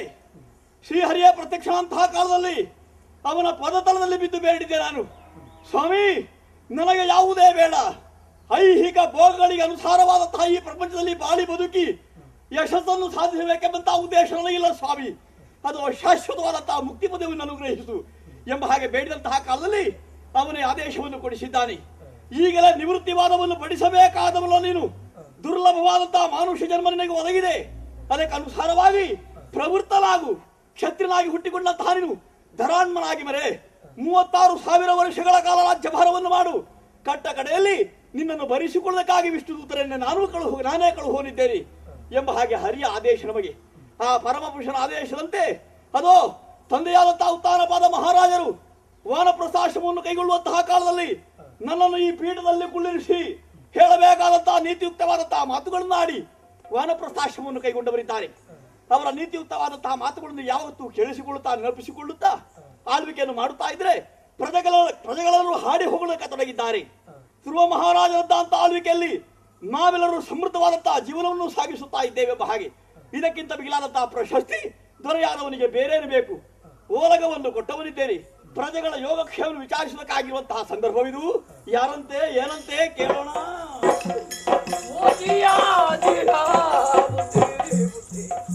ಹೊಂದಿಸಿಕೊಂಡಿದ್ದೇವೆ ಬುದ್ಧಿ ಪ್ರಭು. ಎಲ್ಲರೂ ಮೇಲೆ ಹೇಳಿ. ಯಾರು ನೀವೆಲ್ಲ? ನಾವೆಲ್ಲರೂ ವನಪಾಲಕರು ಬುದ್ಧಿ. ವನಪಾಲಕರಾದಂತಹ ನೀವೆಲ್ಲರೂ ಗುಂಪುಗೂಡಿಕೊಂಡು ನನ್ನ ಸಭಾ ಪ್ರವೇಶವನ್ನು ಮಾಡಿದಿರಲ್ಲ. ಹೌದು.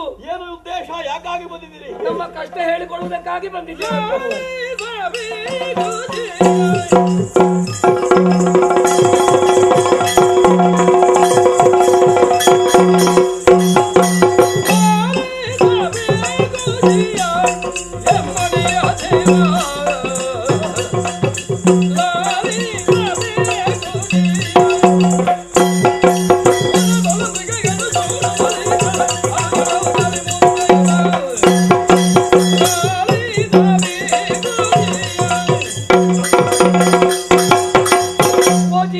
ವನಪಾಲಕರೇ, ನೀವು ಕೊಟ್ಟಂತಹ ಸ್ಥಳದಲ್ಲಿ ಕೃಷಿಗಳನ್ನು ಮಾಡುತ್ತಾ ಜೀವನವನ್ನು ಸಾಗಿಸುವ ವನಪಾಲಕರು ಬುದ್ಧಿ. ಏನೆಲ್ಲ ಬೆಳೆ ಮಾಡಿದೆಯಪ್ಪ? ತೆಂಗು, ಕಂಗು, ಬಾಳೆ, ಕಬ್ಬು, ರಾಗಿ, ಜೋಳ ಇತ್ಯಾದಿ ಬೆಳೆಗಳನ್ನು ನಾವು ಬೆಳೆಸ್ತೇವೆ ಬುದ್ಧಿ. ಈ ಸಲದ ಬೆಳೆ ಹೇಗೆ? ಒಳ್ಳೆ ಫಲ ಕೊಟ್ಟಿದೆ ಬುದ್ಧಿ. ಹೌದೇನೋ? ವಾ. ಒಳ್ಳೆ ಬೆಳೆ ಅಂತಾದ್ರೆ ನೀನು ಹೀಗೆ ಯಾಕೆ ಬಂದೆ? ವಾ. ಯಾವತ್ತು ದೊರೆಯ ಬಳಿಗೆ ಬರುವಾಗ ಬೆಳೆ ಕಾಣಿಗಳನ್ನು ಹೊರೆಯಾಗಿ ಹೊತ್ತಿಕೊಂಡು ಬಂದು ಹಾ. ನನ್ನ ಪಾದಕ್ಕೆ ಸಮರ್ಪಿಸುವನಲ್ವೇ ನೀನು? ಹೌದು ಜಿಯ. ಹಾಗಿದ್ರೆ ಇಂದು ಬರಿಗೈಯಲ್ಲಿ ಯಾಕೆ ಬಂದೆ? ಕೈಗೆ ಬಂದ ತುತ್ತು ಬಾಯಿಗೆ ಬರಲಿಲ್ಲ ಅಂತ ಆಯ್ತು ಜಿಯ. ನನ್ನ ಆಳ್ವಿಕೆಯಲ್ಲಿ ಹಾಗೆ ಉಂಟೇನೋ? ಹೌದು ಪ್ರಭು. ಯಾರು ದುಡಿದಿದ್ದಾನೆಯೋ ಅಂತವನಿಗೆ ಸಲ್ಲಬೇಕು ಫಲಗಳೆಲ್ಲ. ಹೌದು. ನೀನು ಮಾಡಿದಂತಹ ಬೆಳೆ ಹೌದು ಅಂತಾದ್ರೆ ಅದು ನಿನಗೆ ಸಲ್ಲಬೇಕು. ನನಗೆ ಸಲ್ಲಿಲ್ಲ ಪ್ರಭು. ನಿನಗೆ ಯಾಕೆ ಸಲ್ಲಿಲ್ಲ? ಯಾರು ಕದ್ದುಕೊಂಡು ಹೋದ್ರು? ಅದು ಕಾಡಿನಲ್ಲಿರುವಂತಹ ದುಷ್ಟ ಮೃಗಗಳು ಬಂದು ನಮ್ಮ ಕೃಷಿಗಳನ್ನೆಲ್ಲ ಹಾಳು ಮಾಡಿ ಬಿಟ್ಟು ಬುದ್ಧಿ.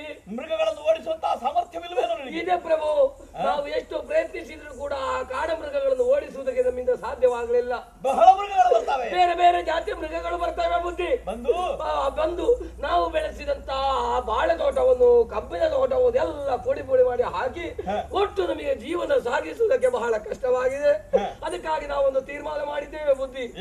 ಈ ಬೆಳೆಗಳನ್ನು ಉಳಿಸಿಕೊಳ್ಳುವುದಕ್ಕೆ ನಮ್ಮಿಂದ ಸಾಧ್ಯ ಆಗಲಿಲ್ಲ. ಇನ್ನು ನಾವು ಇಲ್ಲಿ ಯಾಕೆ ಇರಬೇಕು? ಈ ಊರು ಬಿಟ್ಟು, ಈ ಉದ್ಯೋಗವನ್ನು ಬಿಟ್ಟು ನಾವು ಎಲ್ಲಿಗಾದ್ರೂ ಹೋಗ್ತೇವೆ ಬುದ್ಧಿ. ನಮಗೆ ಬದುಕುವುದಕ್ಕೆ ಆಗ್ಲಿಲ್ಲ.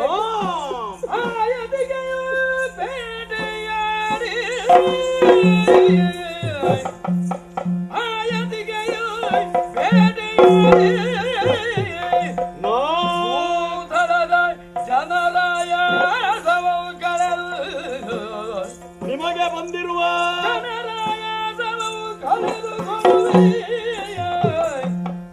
ಎಂದ ಭಯವೀಯುತ ಅಭಯವೀಯುತ ಯಶೋರಿವಿ ಸಕಲ ಸನ್ನಾಗಮವು ವ್ಯರಸಿ ಸಕಲ ಸನ್ನಾಗಮವು ವ್ಯರಸಿ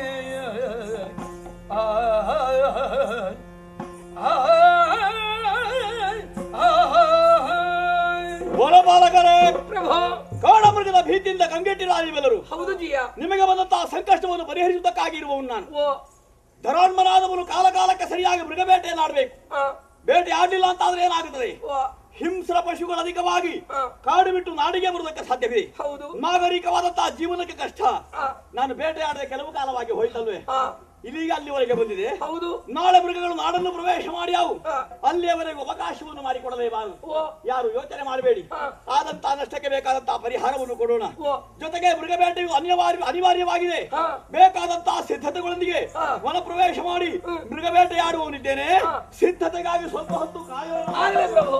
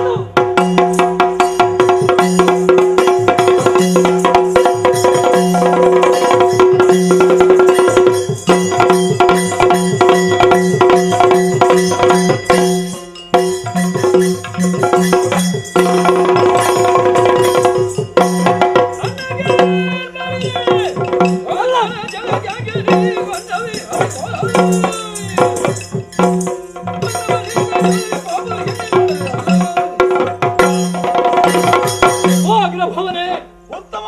ಇದೋ ಪವಿತ್ರ ಪದಯುಗ್ಮಗಳಿಗೆ ನಿನ್ನ ತಮ್ಮನ ಪ್ರಣಾಮಗಳು. ಶುಭವಸ್ತು. ನಮ್ಮವರಾದಂತಹ ಅವನ ಬಾಲಕರ ದೂರನ್ನು ಕೇಳಿ ಕೈಯಲ್ಲಿ ಬಿಲ್ಬಾಣವನ್ನು ಧರಿಸಿ ಬೇಟೆಗೆ ಹೊರಟ ಹಾಗುಂಟು. ನಿಜ. ಹೋಗಬೇಕಾದ್ದೆ. ನಿನ್ನ ಆಳ್ವಿಕೆಯಲ್ಲಿ ಪ್ರಜೆಗಳಿಗೆ ಕಷ್ಟ, ನಿನ್ನ ಆಳ್ವಿಕೆಯಲ್ಲಿ ಕಾಡು ಪ್ರಾಣಿಗಳ ಹಿಂಸೆ ಇದನ್ನು ಯಾರೂ ಸಹಿಸಬೇಕಾದಿಲ್ಲ. ಆದ್ರೆ ಒಂದು ಮಾತು, ಈ ಕಾರ್ಯಕ್ಕೆ ನೀನೇ ಹೋಗಬೇಕೆ ಅಥವಾ ಯಾರನ್ನಾದ್ರೂ ಕಳುಹಿಸಿಕೊಟ್ರೆ ಸಾಕೆ ಎಂಬುದನ್ನು ಆಲೋಚನೆ ಮಾಡಲಿಲ್ವಣ್ಣ? ನಾನೇ ಹೊರಟು ನಿಂತಿದ್ದೇನೆ. ಕೇವಲ ಗೋಷ್ಪದ ಜಲವನ್ನು ದಾಟುವುದಕ್ಕೆ ಯಾರಾದ್ರೂ ಹರಿಗೋಲನ್ನು ಉಪಯೋಗ ಮಾಡ್ತಾರೆ. ಅವಶ್ಯವಿದೆ. ಹಾಗಾಗಿ ಈ ಸಣ್ಣ ಕಾರ್ಯಕ್ಕೆ ರಾಜನಾದಂತಹ ನೀನು ಹೋಗುವುದಲ್ಲ, ಎಲ್ಲದರಲ್ಲಿ ಉತ್ತಮನಾದಂತಹ ನಿನ್ನ ತಮ್ಮ ಉತ್ತಮನಾಗಿದ್ದೇನೆ. ವನ ಪ್ರದೇಶಕ್ಕೆ ಹೋಗಿ ಆಡಮೃಗಗಳನ್ನು ಕೊಂದು ನಮ್ಮವರ ಸಂಕಷ್ಟವನ್ನು ನಾನು ಪರಿಹಾರ ಮಾಡ್ತೇನೆ.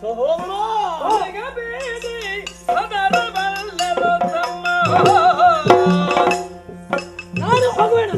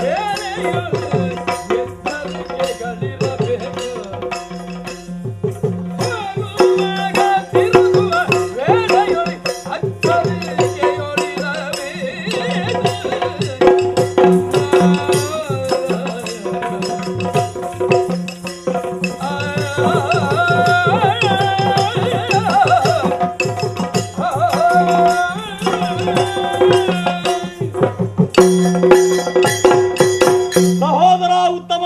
ಅಣ್ಣ, ಉತ್ತಮವಾದಂತಹ ಮಾತುಗಳನ್ನು ಆಡಿದವನಿದ್ಯಾ ನೀನು. ಉತ್ತಮವಾದಂತಹ ವ್ಯವಹಾರವನ್ನು ಕೈಗೊಳ್ಳಬೇಕಾದವರು ನಾವು. ತಂದೆಯಿಂದ ನಾಮಕರಣಗೊಂಡದ್ದೇ ಹಾಗೆ ನೀನು. ಸಹೋದರ ಅಣ್ಣ, ನೀನು ಯುವರಾಜ ಪದವಿಯನ್ನು ಏರಿದವನಿದ್ಯಾ. ನನ್ನ ಹಾಗೆ ಹೊಣೆಯಿದ ನಿನಗೆ ನಾಡಿನಲ್ಲಿ ಯಾರು ಭಯಗ್ರಸ್ತರಿರಬಾರದು, ನಾಡಿನಲ್ಲಿ ಎಲ್ಲರೂ ಸುಭಿಕ್ಷವಾದಂತಹ ಜೀವನವನ್ನು ಸಾಗಿಸುತ್ತಿರಬೇಕು ಎಂಬಂತ ಆಶೋತ್ತರವನ್ನು ಹೊಂದಿವರಿದ್ದೇವೆ ನಾವು. ಸೂರ್ಯ ವಂಶ ವರಿಷ್ಠರು. ಬೇಟೆಗಾಗಿ ನಾನೇ ಹೊರಟಂತಹ ಕಾಲದಲ್ಲಿ ದೊರೆಯಾದಂತಹ ನೀನು ಹೋಗಬೇಕಾದ್ದಲ್ಲ, ನಾನು ಹೋಗುತ್ತೇನೆ ಅಂತ ಹೊರಟ. ನಾನು ಹೋಗುವೆ. ನಿನ್ನ ವ್ಯವಹಾರದಿಂದ ಸಂತೋಷವಾಗಿದೆ ಮಗನೇ. ಒಳ್ಳೆ ಆದ್ರೆ ಕಳುಹುವುದಕ್ಕೆ ಮನಸ್ಸು ಬರ್ತಾ ಇಲ್ಲ ನಮಗೆ. ಯಾಕೆ? ಕಾಡಿನ ಬಗ್ಗೆ ಏನು ಅರ್ಥ ಮಾಡಿಕೊಂಡಿರುವೆ ನೀನು? ಅರಮನೆಯಲ್ಲೇ ಜೀವನವನ್ನು ಸಾಗಿಸಿದವನಿದ್ಯಾ. ಆದ್ರೆ ನಾನು ಹಾಗಲ್ಲ ಮಗನೇ. ಮತ್ತೆ 5 ವರ್ಷದ ಹಸುಳೆ ಆಗಿರುವಾಗಲೇ ಕಾಡನ್ನು ಸೇರಿದವನಿದ್ದೇನೆ. ಕಾಡಿನ ಅನುಭವವನ್ನು ಮಾಡಿಕೊಂಡವನಿದ್ದೇನೆ. ಕಾಡಿನ ಯಾವುದೇ ಜಂಜಾಟಗಳಿಗೂ ಅಲ್ಲಿರುವಂತಹ ಮಾಯಕಗಳಿಗೂ ಒಳಗಾಗದೆ ಸಿರಿಯರಸರನ್ನೇ ಪ್ರಸನ್ನೀಕರಿಸಿಕೊಂಡವನಿದ್ದೇನೆ. ಹಾಗಿರುವಾಗ ಅಲ್ಲಿ ಯಾವುದೇ ಮಾಯಕಕ್ಕೆ ನಾನು ಅಂಜುವನಲ್ಲ, ಅಳುಕುವನಲ್ಲ. ಹೊಸದಾದಂತಹ ಪರಿಣತಿ ಕಾಡಿನಲ್ಲಿ ಒಳಗಿದ್ದುಕೊಂಡು ಬೇಕಾಗುತ್ತದೆ. ನಿನಗೆ ಅನುಭವ ಏನೂ ಇಲ್ಲ. ಹಾಗಾಗಿ ನಿನ್ನನ್ನು ಆ ಮಾಯಕದ ಬಲಗೆ, ಆ ಹಿಂಸರ ಪಶುಗಳದ್ದಾದಂತಹ ದೊಡ್ಡದಾದಂತಹ ದಂಡಿನ ಮಧ್ಯೆಗೆ ದೂಡುವುದಕ್ಕೆ ನಾನು ಸಿದ್ಧರಿಲ್ಲ. ನಾನು ಹೋಗಿ ಬರ್ತೇನೆ. ಇನ್ನೊಂದು ಬಾರಿ ನನಗೆ ಭೀತಿ ಯಾಕೆ ಬೇಡ ಬೇಡ ವಿಚಾರ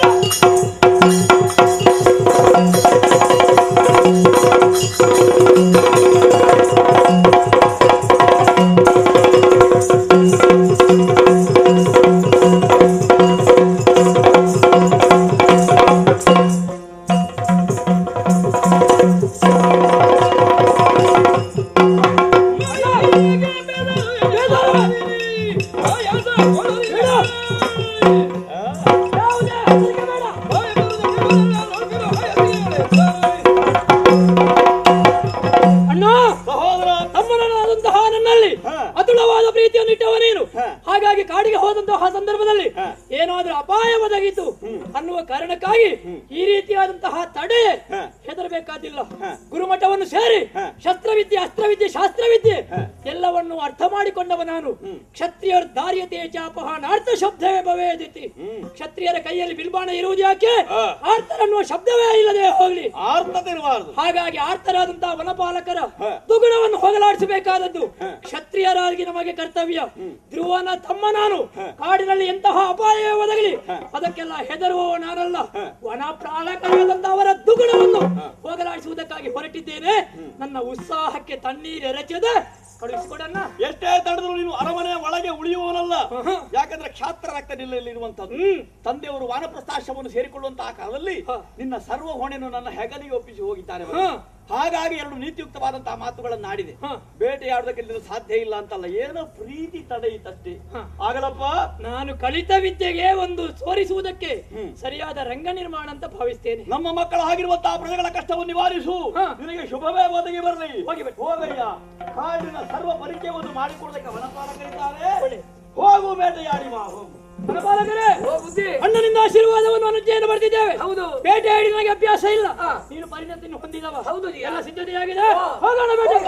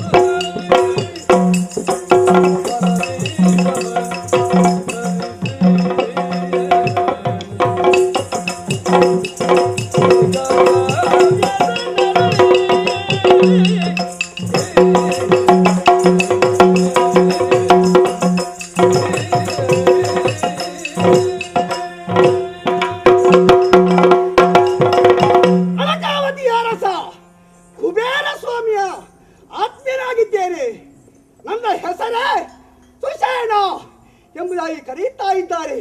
ಏನು ಮಾಡೋಣ ಹೇಳಿ? ಒಂದು ಕ್ಷಣ ನಮ್ಮ ಯಜಮಾನರ ಹತ್ತ ಇಲ್ಲದೆ ಇದ್ದೆ. ಎಲ್ಲಿ ಹೋದವ ನನ್ನ ಆತ್ಮೀಯ? ಹೀಗೆ ಕರೀತಾ ಇದ್ದಾರೆ. ಎಲ್ಲಿಗೆ ಹೋಗುವುದಕ್ಕೂ ನನಗೆ ಬಿಡುವುದಿಲ್ಲ. ಹಾಗಂತ ಇವತ್ತು ಹೇಳಿದಂತ ಮಾತೇನು?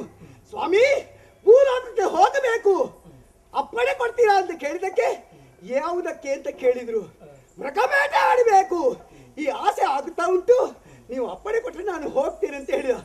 ಆವಾಗ ಹೇಳಿದ್ರು, ನೀನೊಬ್ಬ ಆತ್ಮೀಯ, ಆಗೋದಿಲ್ಲ, ಹೇಳುವುದಿಲ್ಲ, ಹೋಗಿ ಬಾ, ನೀವು ಕ್ಷೇಮವಾಗಲಿ ಎಂಬುದಾಗಿ ಅಪ್ಪಣೆ ಕೊಟ್ಟಿದ್ದಾರೆ. ತಡ ಯಾಕೆ? ಬಿಲ್ಲು ಬಾಣ ತರಿಸಿದ್ದೇನೆ, ಭೂಲೋಕಕ್ಕೆ ಬೇಟೆ ಆಡುವುದಕ್ಕಾಗಿ ಇಳಿತೇನೆ ಅಂತಂದೆ.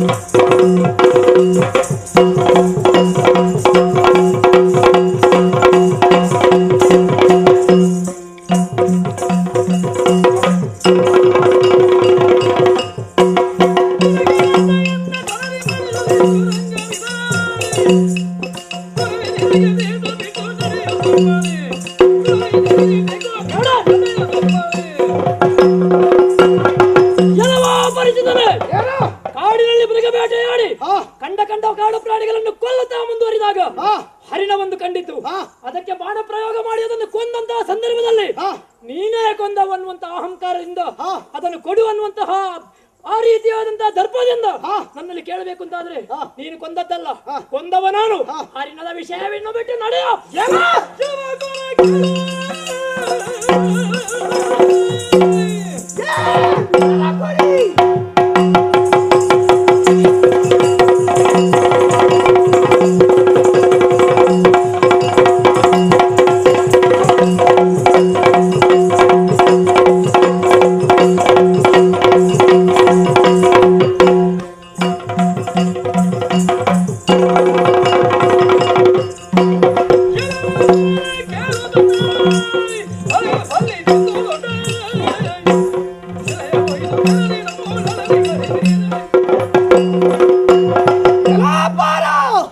ಹರಿಣವನ್ನು ನಾನು ಕೊಂದದ್ದು ಎಂಬುದಾಗಿ ಹೇಳಿ ನನ್ನನ್ನು ಗದರಿಸ್ತಾ ಇದ್ದೀಯಾ? ನನ್ನನ್ನು ಹೆದರಿಸ್ತಾ ಇದೀಯಾ? ಮುಚ್ಚಾ ಬಾಯಿ. ಮೊದಲು ನೀನು ಮುಚ್ಚು. ನಿನ್ನಿಂದ ಮೊದಲಾಗಿ ಬಂದು ಮೃಗ ಭೇಟಿ ನಾಡಿ ಸಿಕ್ಕ ಮೃಗಗಳನ್ನು ಕೊಂದು ಕೊನೆಗೆ ಸಿಕ್ಕಿದ್ದೆ ಈ ಹರಿಣ. ನನ್ನ ಉದ್ದೇಶವೇ ಆಗಿತ್ತು ಅದು ಓಡುವಂತಹ ಹರಿಣವನ್ನು ಬಾಣ ಪ್ರಯೋಗಿಸಿ ಕೊಲ್ಲಬೇಕೆಂಬ ಆಸೆಯಿಂದ ಬಾಣ ಪ್ರಯೋಗಿಸಿದ್ದೇನೆ. ಆ ಹರಿಣ ಬಿದ್ದಿದೆ. ಎಲ್ಲಿಯಾದ್ರೂ ತಿನ್ನುವ ಆಸೆಯಿಂದ ಬೇಕುಂತಿದ್ರೆ ನನ್ನ ಕಾಲ ಮುಟ್ಟಿ ಕೇಳಿಕೋ, ಕೊಟ್ಟೇನು. ನೀನು ಕೊಂದದ್ದಾದ್ರೆ ನಿನ್ನ ಕಾಲ ಬುಡದಲ್ಲಿ ಬೇಕಿತ್ತು, ಅದು ಬಿಟ್ಟು ನನ್ನ ಕಾಲ ಬುಡದಲ್ಲಿದೆ ಅನ್ನುವುದರ ಅರ್ಥವೇ ನಾನು ಕೊಂದದ್ದು ಅಂತ. ಹರಿಣದ ಆಸೆಯನ್ನು ಬಿಡ್ತೀಯೋ ಅಲ್ಲ ಪ್ರಾಣದ ಆಸೆಯನ್ನು ಬಿಡ್ತೀಯೋ? ಪ್ರಾಣ ಬಿಡುವಾಗ ಯಾವ ಸ್ಥಳ ಸಿಗ್ತದೆ ಗೊತ್ತಾಗುವುದಿಲ್ಲ. ಹಾಗಾಗಿ ನಿನ್ನ ಕಾಲ ಬಿಡದುಂಟು. ಒಳ್ಳೆ ಮಾತಿನ ಹೇಳ್ತೇನೆ, ಮಾಂಸ ತಿನ್ನುವ ಆಸೆ ಉಂಟಾ? ನನ್ನಲ್ಲಿ ಬೇಡ. ಅಲ್ಲದೆ ಆದ್ರೆ ಬಾಣ ಪ್ರಯೋಗಿಸ್ತೇನೆ. ನಿನಗೆ ಉತ್ತಮನ ಮುಷ್ಟಿಯ ಪೆಟ್ಟಿನ ರುಚಿ ಗೊತ್ತಿಲ್ಲ. ಹೌದಾ?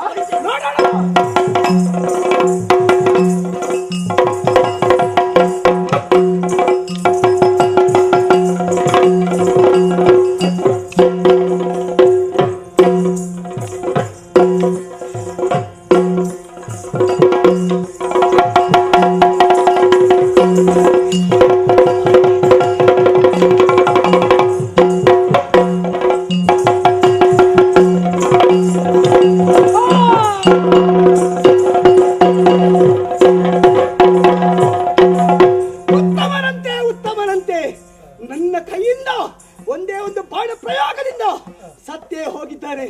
ಯಾಕಾಯ್ತೋ ಹೀಗೆಲ್ಲ ಹೇಳೋದಕ್ಕೆ ಆಗುವುದಿಲ್ಲ. ಎಲ್ಲ ವಿಧಿಲೀಲೆ ಹೋಗ್ತಾನೆ.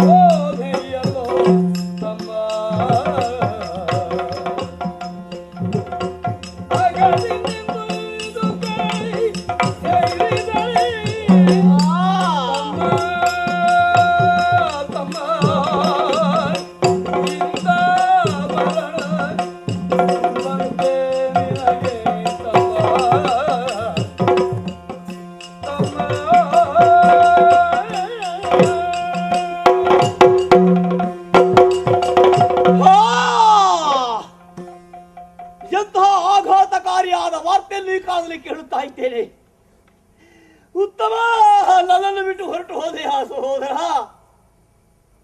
ವಿಧಿಯ ಯಾಗ ಕಠೋರ ಹೃದಯಾಗಿ ಹೋದೆ. ಒಬ್ಬಳೇ ತಾಯಿಯ ಬಸುರಲ್ಲಿ ಮಲಗಿ ಈ ವಸುಂಧರೆಯ ಬೆಳಕನ್ನು ಕಂಡವರಲ್ಲ ನಾವು. ಉಭಯ ತಾಯರಿಗೆ ಮಕ್ಕಳಾಗಿ ಈ ಲೋಕದ ಬೆಳಕನ್ನು ಕಂಡವರು. ಆದರೆ ಒಂದೇ ತಾಯಿಯ ಮಕ್ಕಳಂತೆ ಎರಕವಾದಂತಹ ಜೀವನವನ್ನು ಸಾಗಿಸಿದವರು ಸಹೋದರ. ನನ್ನ ನುಡಿದು ಹೊರಟೋದೆಯಾ ಮಗನೇ? ಈ ವಾರ್ತೆಗೆ ಕೇಳುವುದಕ್ಕೆ ಬದಲಾಗಿ ನನ್ನ ಹೃದಯ ಕ್ರಿಯೆ ಯಾಕೆ ನಿಂತು ಹೋಗಲಿಲ್ಲ ಅಂತ ನಾನು ಕೇಳ್ತಾ ಇದ್ದೇನೆ. ಬೇಟೆಯಾಡ್ತೇನೆ, ವನಪಾಲಕರಿಗೆ ಬಂದ ಕಷ್ಟವನ್ನು ಹರಿಸುತ್ತೇನೆ ಎಂಬ ಹಾಗೆ ನನಗೆ ಭರವಸೆಯನ್ನು ಹಾಡಿ ಹೊರಟು ಹೋದೆಯಲ್ಲ ತಮ್ಮ. ಆ ಪಂಥದಲ್ಲಿ ಹೋಯಿತು. ಹರಿರಾಯರಲ್ಲಿ ಕಾದಾಟವನ್ನು ಮಾಡಿ ಅವರ ಕಣಗೆ ಪ್ರಾಣವನ್ನು ತೆತ್ತು ಧರೆಗೆ ಉರುಳಿ ನೀನು ರಕ್ತ ಗಾರಿ ಸಾಹಿತಿದ್ರೆ ನಾನು ದುಃಖ ಪಡ್ತಾ ಇರಲಿಲ್ಲ ಮಗಲೇ. ಸಾಮಾನ್ಯ ಒಬ್ಬ ಕಿರಾತರಲ್ಲಿ ಹೋರಾಟವನ್ನು ಮಾಡಿ ಮರಣವನ್ನ ಇದೆಯಾ ತಮ್ಮ, ಮರಣವನ್ನ ಇದೆಯಾ? ಕೇಳಿದಳು ಮಗನಳಿದ ವಾರ್ತೆಯ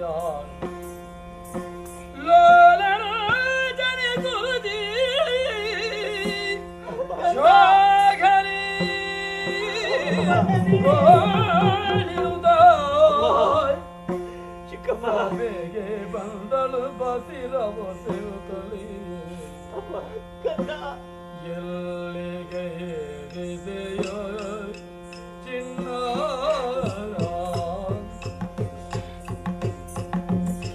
ಎಲ್ಲಿ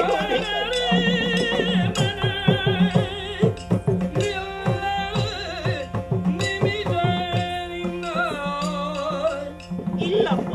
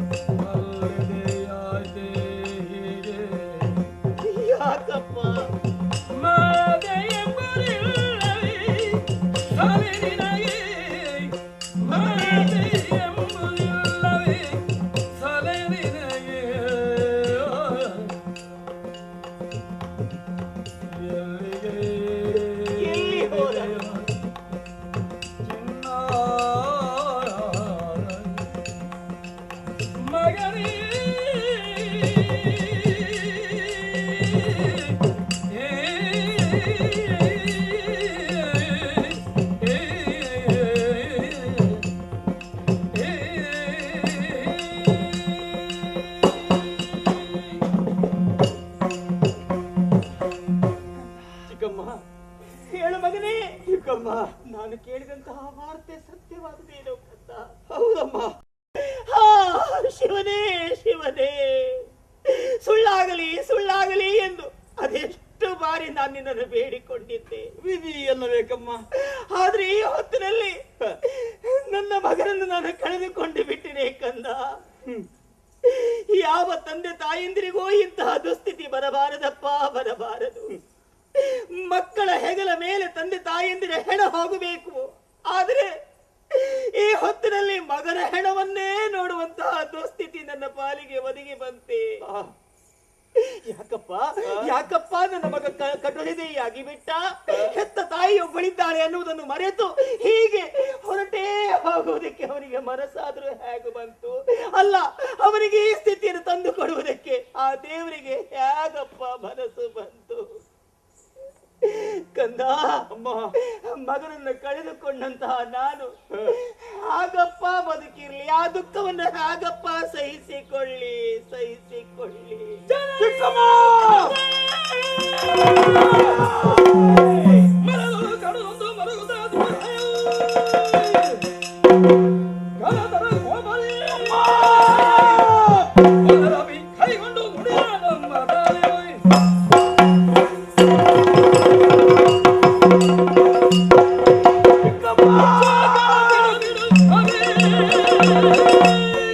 ಶ್ವಾಸ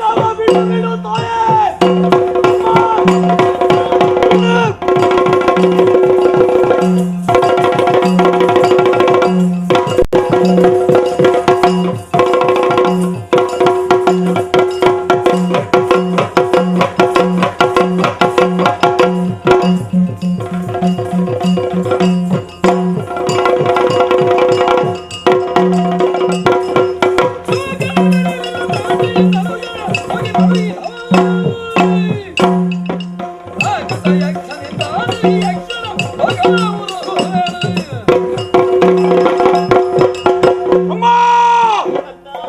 ನಿನ್ನ ನೋವು ನನಗೆ ಅರ್ಥವಾಗಿದೆ ಅಮ್ಮ. ಪುತ್ರ ಶೋಕಂ ನಿರಂತರಂ. ಬೇರೆ ಯಾವುದನ್ನು ನೀಡಿದರು ಆ ದುಃಖ ದೂರವಾಗುವುದಕ್ಕೆ ಸಾಧ್ಯವಿಲ್ಲ ಅಮ್ಮ. ಇಲ್ಲಪ್ಪ. ಆದ್ರೆ ಹಡೆದಂತ ನಿನ್ನ ಬಸುರಿ ಎಷ್ಟು ನೋಯ್ತಾ ಇದೆ. ನನ್ನ ಚಿತ್ತಕ್ಕದು ಭೇದ್ಯವಾಗುತ್ತದೆ ಅಮ್ಮ. ನಿನ್ನಂತಹ ಮಗನಿದ್ದು ಹೀಗಾಗಿ ಹೋಯಿತಲ್ಲ ಕಂದ. ನನಗೆ ಸಹಿಸುವುದಕ್ಕಾಗ್ತಾ ಇಲ್ವಮ್ಮ. ಆದ್ರೆ ಯೋಚನೆ ಬೇಡ, ಶೋಕವನ್ನು ಬಿಡು. ನೀನು ಶೋಕವನ್ನು ಬಿಡಬೇಕು ಅಂತ ಆದ್ರೆ ಏನು ಮಾಡಬೇಕೆಂಬ ವಿಚಾರವನ್ನು ನಾನು ಬಲ್ಲೆ. ತಮ್ಮನ ಮೇಲೆ ದುರವನ್ನೇ ಸವಿ ಅವನ ವಧೆ ಕಾರಣರಾದವರು ಮೇಲ್ಲೋಕವಾಸಿಗಳು ಅಂತ ನಾನು ಕೇಳ್ತೀರಿ. ಪ್ರಾಕೃತರು, ಕಣ್ಣಿಗೆ ಕಾಣ ಸಿಗುವುದಿಲ್ವಂತೆ ಅವರು. ಅಂತವರು ಎಲ್ಲೇ ಇರಲಿ, ಗಂಧರ್ವ ಲೋಕವೋ ಕೌಬೇರ ಲೋಕವೋ ಯಾವುದೇ ಲೋಕದಲ್ಲಿರಲಿ, ಅಂತಹ ವಿರೋಧಿಯನ್ನು ಹುಡುಕಿ ಅಂತವನ ಸರ್ವನಾಶ ಮಾಡ್ತೇನೆ. ಅಷ್ಟೇ ಅಲ್ಲವಮ್ಮ, ಅಲ್ಲಿರುವಂತಹ ದೇವತೆಗಳೆಲ್ಲ ವಿರೋಧವನ್ನು ಸಗಿದ್ರು ಅಂತಾದ್ರೆ ಆ ಗಂಧರ್ವ ಲೋಕವನ್ನೇ ಸುಟ್ಟು ಸ್ವೀಕಾರಿ ಮಾಡಿ ನಾನು ಬರ್ತೇನೆ. ಕೊಡುವಾಡದೆ ಹೊರಟೆ, ಸಾವಕಾಶ ಮಾಡುವುದಿಲ್ಲ. ನಿನ್ನ ಬೆಂದೊಡಲಿಗೆ ಬೇಕಾದಂತಹ ತಣ್ಣೀರನ್ನು ಎರೆಯಲಿಲ್ಲ ಅಂತಾದ್ರೆ ನಾನು ನಿನ್ನ ಮಗನಲ್ಲ. ಈ ಕ್ಷಣವೇ ಗಂಧರ್ವ ಲೋಕದ ಕಡೆಗೆ ಹೊರಟೆ.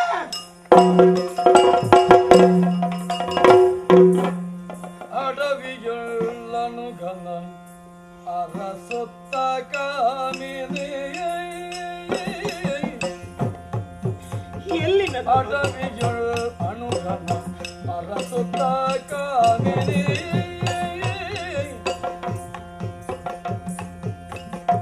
ಅಡವಿಯೊಳ್ಳನು ಘನ ಅರಸೊತ್ತ ಎಲ್ಲಿನ ಅರಸೊತ್ತ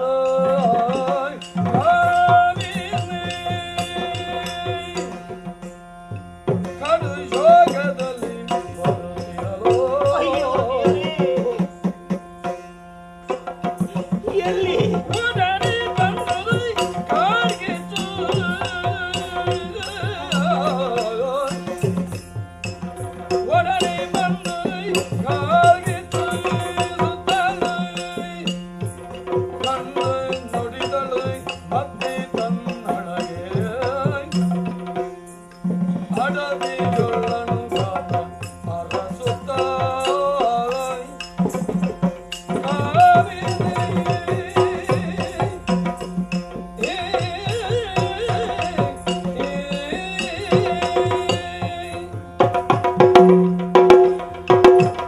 ಧೈರ್ಯದ ಮಾತುಗಳನ್ನು ಮಾಡಿದ ಧ್ರುವ ಕುಮಾರನಾದರೂ ಕೂಡ ತಾಯಿ ಹೃದಯ ಸಹಿಸಿಕೊಳ್ತಾ ಇಲ್ಲ. ಕೊನೆಯ ಬಾರಿಗೆ ಒಂದು ಬಾರಿ ಆದ್ರೂ ಮಗನ ಹೆಣವನ್ನು ನೋಡಬೇಕು ಅನ್ನುವ ಆಸೆ ತೀರಿಸಿಕೊಂಡು ಎಲ್ಲಿ ಸತ್ತು ಬಿದ್ದಿದ್ದಾನೆ ನನ್ನ ಮಗ ಎಂದು ಹುಡುಕುತ್ತಾ ಹುಡುಕುತ್ತಾ ಅಡವಿಯ ಕಡೆಗೆ ಧಾವಿಸಿ ಬಂದವಳು ನಾನು. ಇಲ್ಲಪ್ಪ ಇಲ್ಲ, ಮಾಡಿದ ದ್ರೋಹ ಮಾಡಿದ ಪಾಪ ಎಲ್ಲಿ ಬೆನ್ನು ಬಿಟ್ಟು ಹೋಗ್ತದೆ. ಪದರಿಗಿಟ್ಟ ಶೂಲ ಮತ್ತೆ ತಿರುಗಿ ತನಗೆ ಬರ್ತದೆ ಅನ್ನುವುದು ನನಗೆ ಅರ್ಥ ಆಗದೇ ಹೋಯಿತಲ್ಲ. ಎಳವೆಯಲ್ಲಿಯೇ ಏನು ತಿಳಿಯದೇ ಇದ್ದಂತಹ ಮುಗ್ಧ ಬಾಲಕ ಧ್ರುವನ ಮನಸ್ಸಿಗೆ ಅದೆಷ್ಟು ನೋವನ್ನು ಉಣಿಸಿದವಳು ನಾನು, ಅದೆಷ್ಟು ಹಿಂಸೆಯನ್ನು ಕೊಟ್ಟವಳು ನಾನು. ಅದರ ಪಾಪದ ಫಲವನ್ನು ಈ ಹೊತ್ತಿನಲ್ಲಿ ನಾನು ಉಣಿಸ್ತಾ ಇದ್ದೇನೆ. ನನ್ನ ಹೊಟ್ಟೆಯಲ್ಲಿ ಹುಟ್ಟಿದಂತಹ ನನ್ನ ಮಗನನ್ನೇ ನಾನು ಈ ಹೊತ್ತು ಕಳೆದುಕೊಂಡು ದುಃಖಿತಳಾಗಿ ಶೋಕದಿಂದ ಮರುಗುವ ಸ್ಥಿತಿ ಬಂದೊದಗಿತ್ತಲ್ಲ. ಇದಕ್ಕೆಲ್ಲ ಕಾರಣ ಏನು? ಮಾಡಿದ ಪಾಪ ಒಂದೇ. ಈ ಪಾಪಕ್ಕೆ ಪರಿಹಾರ ಇದೆಯೇ? ಪಶ್ಚಾತ್ತಾಪದಿಂದ ನಾನು ಕ್ಷಮೆಯನ್ನು ಕೇಳಬಹುದು, ಮಗನನ್ನು ಕ್ಷಮಿಸಿರಬಹುದು. ಆದರೂ ಪ್ರಾಯಶ್ಚಿತ ಇದಲ್ಲ. ಈ ಪಾಪಕ್ಕೆ ಪ್ರಾಯಶ್ಚಿತ ಒಂದೇ ಒಂದು. ಅದೇನದು ಕಾಡಿಗಿಚ್ಚು ಕಾಡಿಸ್ತಾ ಇದೆ. ನನ್ನ ಈ ಒಡಲ ಉರಿ ಇದು ಶಮನಗೊಳ್ಳಬೇಕು ಅಂತ ಆದ್ರೆ ಆ ಕಿಚ್ಚಿನಲ್ಲಿ ನಾನು ಬೆಂದು ಸಟ್ಟು ಬೂದಿಯಾಗಿ ಹೋಗಬೇಕು. ಮಗ ಹೋದಲ್ಲಿಗೆ ನಾನು ಹೋಗ್ತೇನೆ, ನನ್ನ ಮಗ ಸೇರಿದಲ್ಲಿಗೆ ನಾನು ಸೇರ್ತೇನೆ. ಕಂದ, ನಿನ್ನನ್ನು ಮಗಲಿ ನಾನು ಬದುಕಿರಲಾರೆ, ಈ ಶೋಕವನ್ನು ಸಹಿಸಿಕೊಳ್ಳಲಾರೆ. ಇದು ನಿನ್ನ ತಾಯಿಯು ನಿನ್ನ ಜೊತೆಯಲ್ಲಿಯೇ ಬರ್ತಾ ಇದ್ದಾಳಪ್ಪ, ಬರ್ತಾ ಇದ್ದಾಳೆ.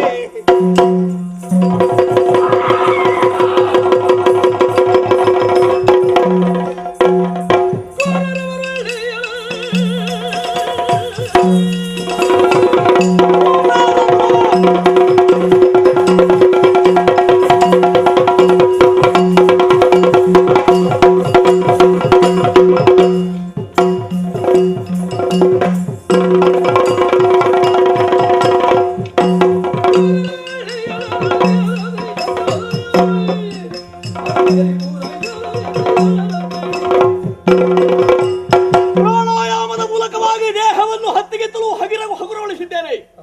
ಆ ಯೋಗವದ ಬಲದ ಮೂಲಕವಾಗಿ ಕೌಬೇರಪುರವನ್ನು ಸೇರಿದ್ದೇನೆ. ನಾನು ಬಂದ ವಿಚಾರ ಇಲ್ಲಿರುವಂತಹ ಗಂಧರ್ವರಿಗೆ ಗೊತ್ತಾಗಬೇಕೋ ಬೇಡವೋ? ಅದಕ್ಕಾಗಿ ಇದೆಲ್ಲ ಶಂಖ, ಅದು ಹಿತರಿಗೆ ಹಿತವಾಗಿ ಇರಬೇಕು. ಶಂಖಧ್ವನಿ ಅಹಿತರಾಗಿ ವ್ಯವಹಾರವನ್ನು ಮಾಡಿದಂತಹ ಗಂಧರ್ವರಾಯದ ಜರ್ಜರಿತವಾಗುವ ಹಾಗೆ ಶಂಖಧ್ವನಿ ಮಾಡ್ತೇನೆ.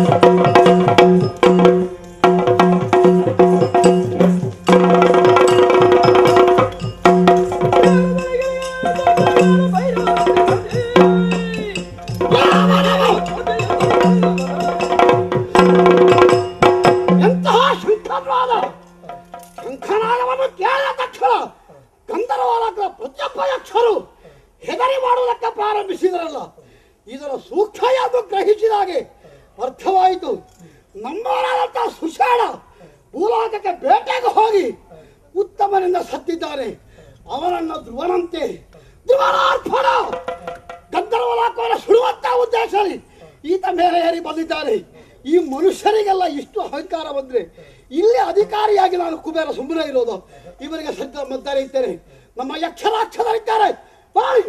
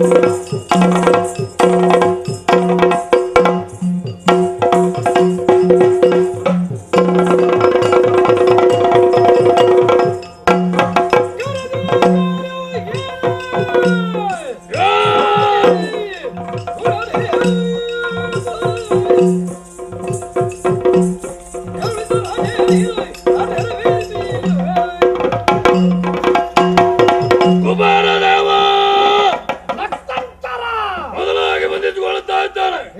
ನಮ್ಮವರ ಯೋಗಕ್ಷೇಮಗಳತ್ತ ಗಮನ ಹರಿಸಬೇಕಾಗಿರುವಂತ ನೀನು ಈ ಕಾಲದಲ್ಲಿ ಸೇವಕರಾಗಿರುವಂತ ನಮ್ಮನ್ನು ಕರೆದುಕೊಳ್ಳಬೇಕಾದರೆ ಕಾರಣ ಏನು? ಇದನ್ನು ಅರ್ಥೈಸಿಕೊಳ್ಳುವಲ್ಲಿ ಹಿಂದುಳಿದವನಿದ್ದೇನೆ. ಯಾಕೆ ಕರೆದೆ? ಏನು ಉದ್ದೇಶ?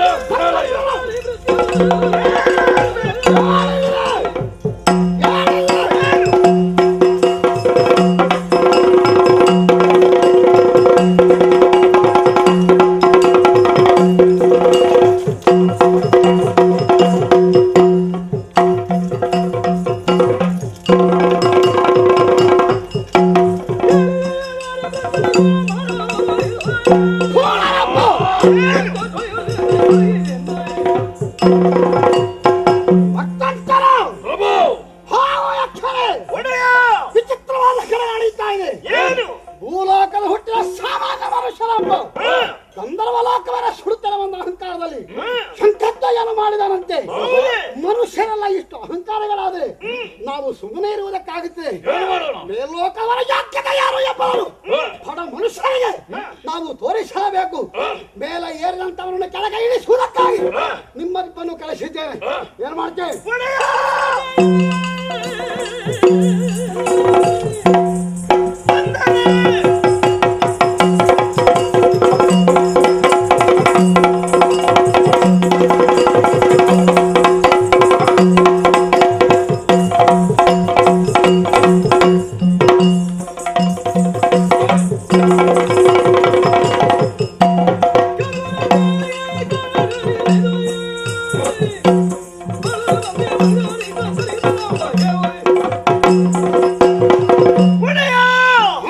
ಭೂಲೋಕದ ಮಾನವ ಧ್ರುವನೆಂಬವನು ಸೇಡನ್ನು ತೀರಿಸಿಕೊಳ್ಳುವುದಕ್ಕಾಗಿ ಬಂದವನೇ.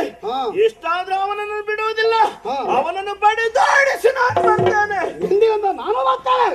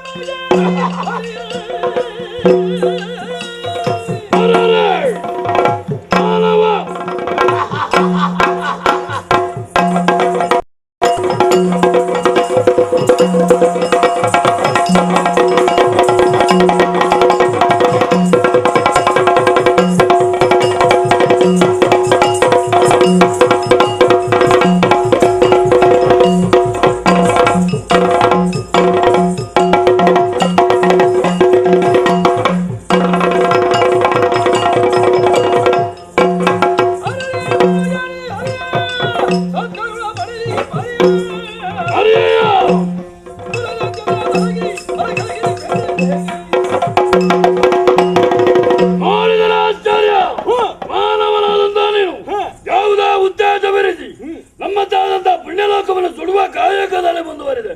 ಅದನ್ನು ತಡೆಯುವುದಕ್ಕೆ ಬಂದವನು ರಕ್ತಂಚರನಿದ್ದಾನೆ.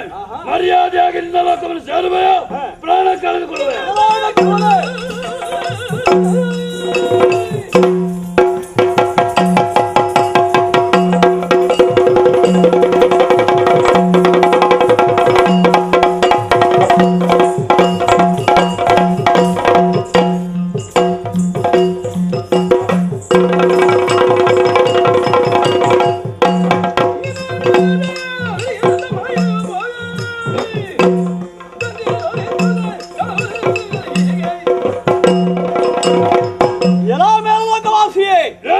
ನೀನು ಎಂತಹ ಅತಿಶಯ ಪರಾಕ್ರಮವುಳ್ಳವನೇ ಆಗಿರು. ನನ್ನ ಸಹೋದರ ಅಂತ ಉತ್ತಮನ ಮರಣಕ್ಕೆ ಕಾರಣನಾದವನು ಮೇಲ್ಲೋಕದಲ್ಲಿದ್ದಾನಂತೆ. ಅವನನ್ನು ತೋರಿಕೊಟ್ಟಂತಾದ್ರೆ ಉಳಿಯುತ್ತೀಯಾ? ಅದು ಅಲ್ಲ ಅಂತಾದ್ರೆ ನೀನು ಸುಟ್ಟು ಸ್ವೀಕಾರ.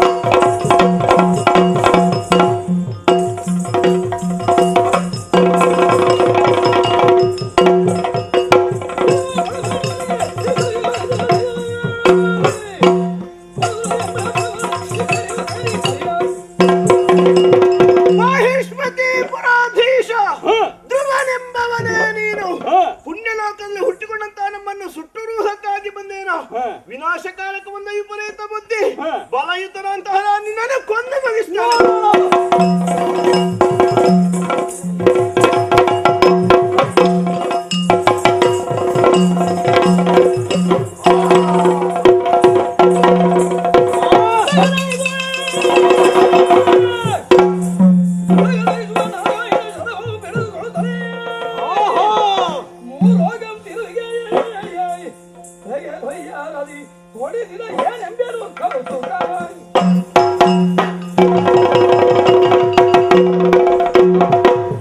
ಮಾಯಾವಿಗಳಲ್ಲಿ ಕಾಳಗವನ್ನು ಮಾಡ್ತಾ ಇದ್ದ ಹಾಗೆ ಎಲ್ಲವರು ಸೋತಿದ್ದಾರೆ. ಆದರೆ ಅದೃಶ್ಯರಾಗಿದ್ದುಕೊಂಡು ಮಾಯಕವನ್ನೇ ಪ್ರದರ್ಶಿಸುವುದಕ್ಕೆ ತೊಡಗಿದ್ದಾರಲ್ಲ, ಇವರ ಮಾಯಕವನ್ನು ಭೇದಿಸಬೇಕು ಅಂತಾದ್ರೆ ಪಾಲನಾಕರ್ತೃವಾದಂತಹ ದೇವದೇವರಾದಂತಹ ಆ ನಾರಾಯಣಾಸ್ತ್ರವೇ ಆಗಬೇಕು. ದಿವ್ಯವಾದಂತಹ ನಾರಾಯಣಾಸ್ತ್ರವನ್ನು ಪ್ರಯೋಗಿಸಿ ಗಂಧರ್ವ ಲೋಕವನ್ನು ಸುಡುವ.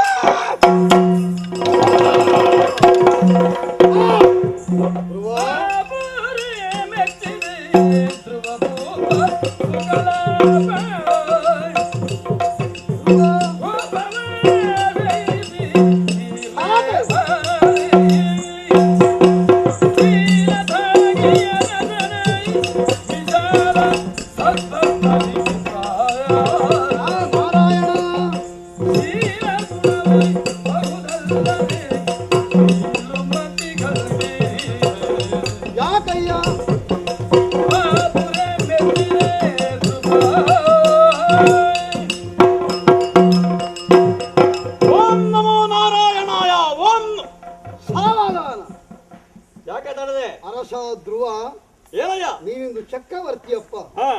ಸ್ವರ್ಗಲೋಕದ ಸಂಬಂಧಪಟ್ಟಂತಹ ಗಂಧರ್ವಲೋಕವನ್ನು ಸುಡುತ್ತೇನೆ ಎಂದು ನಾರಾಯಣಾಸ್ತ್ರವನ್ನು ತೆಗೆದೇ ಅಲ್ಲ. ನಿನ್ನಂತವನಿಗೆ ಇದು ಸರಿಯಲ್ಲವಪ್ಪ. ಸ್ವಾಮಿಯನ್ನೇ 5ನೇ ವರ್ಷದಲ್ಲಿ ಪ್ರತ್ಯಕ್ಷೀಕರಿಸಿಕೊಂಡು ಅವನ ಅನುಗ್ರಹಕ್ಕೆ ಪಾತ್ರನಾದವ ನೀನು. ನಿನ್ನ ಯೋಗ್ಯ ನನಗಿದೆ. ಸ್ವಲ್ಪ ನಾವು ಇಲ್ಲಿ ದುಡುಕಿದ್ದೇವೆ. ನಮ್ಮವನೊಬ್ಬ ಬೇಟೆಯಾಡಿಯಾಗ ಅವನ ನಿನ್ನ ತಮ್ಮನ ಸೋಲನ್ನು ಕಂಡು ಅವನನ್ನೇ ಸುಡುತ್ತೇನೆ ನೀನು ಮುಂದೆ ಬಂದವನಲ್ಲವೇ? ನಮ್ಮವರೆಲ್ಲ ಸ್ವಲ್ಪ ಕೆಲವು ಸಲ ದಾರಿ ತಪ್ಪುತ್ತಾರೆ. ನನ್ನ ತಮ್ಮನನ್ನು ನಾನು ಮರಳಿ ಪಡೆಯುವುದಕ್ಕುಂಟೆ ಹೇಳು. ನಿನಗೆ ಸಾಧ್ಯವಾಗುತ್ತಿಲ್ಲ ಅವನನ್ನು ಕೊಡು ನನಗೆ. ಏನು ಮಾಡುವುದು? ಸತ್ತವನು ಪುನಃ ಬದುಕಿ ಬರುವುದಕ್ಕೆ ಸಾಧ್ಯವಿಲ್ಲ. ಆದ್ರೆ ಏನು ನಿನ್ನ ತಮ್ಮನ ಅಳಿವಿಗಾಗಿ ದುಃಖಿಸಿಕೊಂಡು ಈ ತರದ ವ್ಯವಹಾರ ನೀನು ಮಾಡುವುದು ಸರಿಯಲ್ಲ.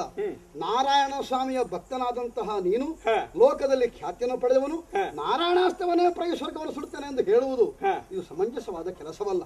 ಆದ ಕಾರಣ ಅಲಕಾವತಿ ಅಧಿಕಾರ ನಾನೆಂದು ಬಂದುದು ಯಾಕೆ ಗೊತ್ತುಂಟು? ನಿನ್ನಲ್ಲಿ ಹೋರಾಟಕ್ಕಲ್ಲ. ನಮ್ಮವರೆಲ್ಲ ಸೋತಿದ್ದಾರೆ ನೋಡು. ಇದಕ್ಕೆ ನಿನ್ನ ಗುಣವೇ ಕಾರಣವಾಗಿ ನಿನಗೆ ನಾನು ಮೆಚ್ಚಿದ್ದೇನೆ. ಮನಸ್ಸಿನ ಆಶಯಗಳೇನೆ ಅದನ್ನು ಈಡೇರಿಸುವುದಕ್ಕೆ ಮುಂದಾಗಿದ್ದೇನೆ. ಅನುಗ್ರಹಕಾರಕನಾಗಿ ಬಂದವ ನಾನು. ವೈಶ್ರವಣ ನಮೋ ನಮಃ. ಕಳೆದುಕೊಂಡಂತಹ ಸಹೋದರನ್ನು ಪಡೆಯುವ ಹಾಗಿಲ್ಲ ನಾನು. ಇಲ್ಲವಪ್ಪ. ಪೂರ್ವ ಜನ್ಮಕೃತವಾದಂತಹ ಕರ್ಮ ಸಂಬಂಧವಾಗಿಯೇ ಸಂಬಂಧಗಳು ಲೋಕದಲ್ಲಿ ಉಳಿದು ಬರ್ತದೆ. ಅವನದ್ದಾದಂತಹ ಆಯುಷ್ಯ ಮುಗಿದಿದೆ. ಹಾಗಾಗಿ ಮೇಲೆ ಲೋಕವನ್ನು ಸೇರಿತಾ ಅಂತ ನಾನು ಸಂತೈಸುವುದಕ್ಕೆ ತೊಡಗಿದ್ದಿ. ಅಳಿವೆ ಉಳಿಗಳು ಇಷ್ಟೇ. ಹಾಗಲಯ್ಯ, ಪರಮಶಿವನಿಗೆ ಹತ್ತಿರದವನಿದ್ದ ನೀನು. ಹರಿಯ ಪ್ರಿಯಕರನಿದ್ದಾನೆ ಹರ. ಅಂತ ಹರನ ಆದೇಶದಂತೆ ನೀನು ಉತ್ತರಾಪಥದಲ್ಲಿದ್ದುಕೊಂಡು ಲೋಕದ ಕ್ಷೇಮವನ್ನು ಹಾರೈಸುವ. ನಿನ್ನ ಮಾತಿಗೆ ಒಲ್ಲೆ ಅಂತ ಹೇಳಲಾರೆ. ನನಗೆ ವರವನ್ನು ನೀಡುವೆಯಾ? ನನಗೆ ಯಾಕಯ್ಯ ವರ? ಅನುಗ್ರಹಿಸ್ತೇನೆ. ಪಾಲನಾಕರ್ತೃವಾದಂತಹ ಶ್ರೀಹರಿಯ ಪ್ರತ್ಯಕ್ಷನಾಗಿ ಏನು ಬೇಕು ಅಂತ ಕೇಳಿದಾಗ ಅವನ ಪಾದದ ನಿಜ ಭಕ್ತಿ ಅಲ್ಲದೆ ಮತ್ತೊಂದು ಬೇಡ ಅಂತ ಕೇಳಿದವ ನಾನು. ಗೊತ್ತಯ್ಯ ನಿನ್ನ. ಹಾಗಿರುವಾಗ ನಿನ್ನಿಂದ ಏನು ಬೇಡಬೇಕಿದೆ? ನೀನು ಕೊಡುವುದನ್ನು ಸಂತೋಷದಲ್ಲಿ ಸ್ವೀಕರಿಸುತ್ತೇನೆ ಪುಣ್ಯಾತ್ಮ. ಚಕ್ರವರ್ತಿ, ನೀನು ದೇವರಲ್ಲಿಯೂ ಕೇಳಿದ್ದನ್ನೇ. ನಾನು ಅದರಿಂದ ಹೆಚ್ಚು ಅನುಗ್ರಹಿಸುವುದಕ್ಕೆ ಏನಿದೆ ಹೇಳು. ಆದ್ರೆ ದೇವರನ್ನೇ ಸ್ತುತಿಸುವಂತಹ ಶಕ್ತಿ ಭಗವಂತನ ನಿಮ್ಮಂಥವರಿಗೆ ಅನುಗ್ರಹಿಸಬೇಕು. ಅದು ನಿಮಗೆ ಪೂರ್ಣಾನುಗ್ರಹವಾಗಿ ದೊರಕಲಿ ಎಂದು ಹರಸ್ತೇನೆ. ನಮ್ಮ ಮೇಲೆ ವೈರತ್ವವನ್ನು ಬಿಡು. ನಿಮ್ಮ ಮೇಲೆ ನಮಗೆ ಯಾವುದೇ ದ್ವೇಷಗಳಿಲ್ಲ. ಭೂಲೋಕದ ಮನುಷ್ಯರ ನಂಟು ಸ್ವರ್ಗಲೋಕದವರೆಗೂ ಇದೆ. ಆದ ಕಾರಣ ಈ ನಂಟು ಮುಂದೆ ಬೆಳೆಯಲಿ.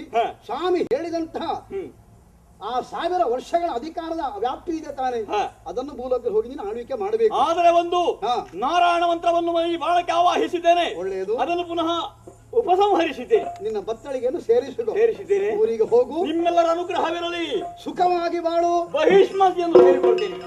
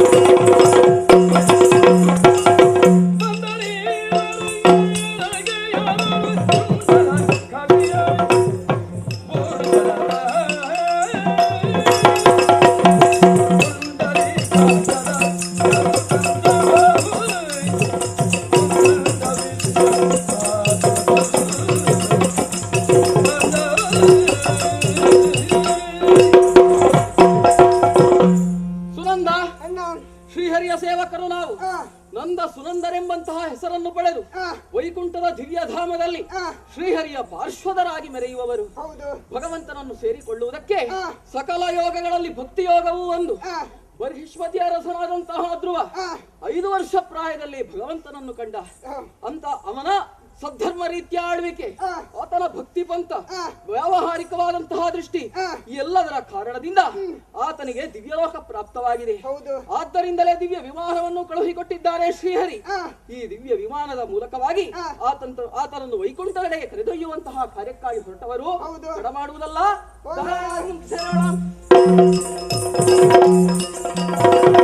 ನಾರಾಯಣ ನಾರಾಯಣ, ಶ್ರೀಹರಿಯ ಆದೇಶವನ್ನು ಯಾವೊಬ್ಬನು ಮೀರುವ ಹಾಗಿಲ್ಲ. 36,000 ವರ್ಷಗಳ ದೀರ್ಘ ಜೀವನವನ್ನು ಸವಿಸಬೇಕು. ರಾಜ್ಯಭಾರವನ್ನು ಪೂರೈಸಿದಂತಹ ಕಾಲದಲ್ಲಿ ನಿನ್ನನ್ನು ಮರಳಿ ವೈಕುಂಠಧಾಮಕ್ಕೆ ನಾನು ಕರೆಸಿಕೊಳ್ತೇನೆ ಹಾಗೆ ಶ್ರೀಹರಿ ಆದೇಶವನ್ನು ಕೊಟ್ಟಿದ್ದಾನೆ. ಅವನ ಅಪ್ಪಣೆ ಪ್ರಕಾರವಾಗಿ ಬಹಿಷ್ಮತಿಯ ಸಿಂಹಾಸನವನ್ನೇರಿ ಪ್ರಜಾರಂಜಕನಾಗಿ ಆಳ್ವಿಕೆಯನ್ನು ಪೂರೈಸಿದ್ದೇನೆ. ಎಣಿಸಿದರೆ 36,000 ವರ್ಷಗಳು ಸಂದೇ ಹೋದು. ಸರ್ವ ಸಮರ್ಪಣಾ ಭಾವದ ಯಜ್ಞದಲ್ಲಿ ತೊಡಗಿಸಿಕೊಂಡವನಿದ್ದೇನೆ. ಪ್ರಜಾರಂಜಕನೆಂಬಂತಹ ಕೀರ್ತಿಗೂ ನಾನು ಪಾತ್ರನಾಗಿದ್ದೇನೆ. ಇನ್ನು ವಿರಮಿಸಬೇಕಾದಂತಹ ಅಗತ್ಯವಿದೆ ಎಂಬುದನ್ನು ಮನಗಂಡಂತಹ ನಾನು ನನ್ನ ಮಡದಿಯಾದಂತಹ ಇಳಾ ಎಂಬುವಳಲ್ಲಿ ಪಡೆದಂತಹ ಮಗನಿದ್ದಾನೆ ಉತ್ಕಲ. ಅವನು ಯೋಗ್ಯನೇ ಇದ್ದಾನೆ, ನನ್ನ ಉತ್ತರಾಧಿಕಾರಿಯಾಗಿ ಮುಂದುವರಿಯುತ್ತಾನೆ ಎಂಬ ವಿಚಾರವನ್ನು ಮನಗಂಡಂತಹ ನಾನು ಅವನನ್ನು ಬಹಿಷ್ಮತಿಯ ಸಿಂಹವಿಟ್ಟದಲ್ಲಿ ಕುಳ್ಳಿರಿಸಿ ನೇರವಾಗಿ ಬದರಿಕಾಶ್ರಮವನ್ನು ಸೇರಿದವನಿದ್ದೇನೆ. ಅದೋ ಬದರಿಕಾಶ್ರಮದಲ್ಲಿ ತಪಸ್ಸು ನಾರಾಯಣ ಸ್ಮರಣೆಯಲ್ಲೇ ಕಾಲವನ್ನು ಕಳೆಯುತ್ತಾ ಇದ್ದೇನೆ. ಯಾರದು ಬರುತ್ತಾ ಇರುವವರು?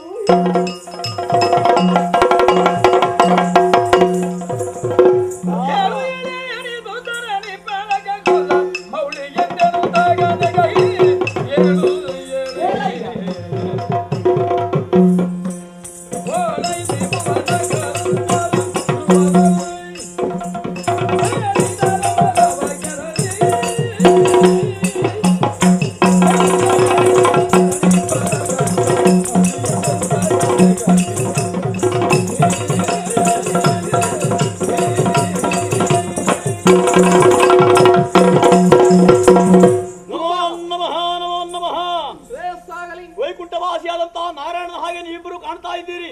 ಹಾಗಾಗಿ ವೈಕುಂಠ ಲೋಕಕ್ಕೆ ಸಂಬಂಧಪಟ್ಟವರು ಅಂತ ತಿಳಿಯುತ್ತೇನೆ. ಪುಣ್ಯ ಪಾದಗಳಿಗೆ ಶಿರವನ್ನು ಚಾಚುತ್ತಾ ಇದ್ದೇನೆ. ಸ್ವಾಮಿ ನಮೋ ನಮಃ. ಧ್ರುವರಾಜ, ಎದ್ದೇಳು. ನಿನ್ನ ಊಹನೆ ಸತ್ಯವಾಗಿದೆ.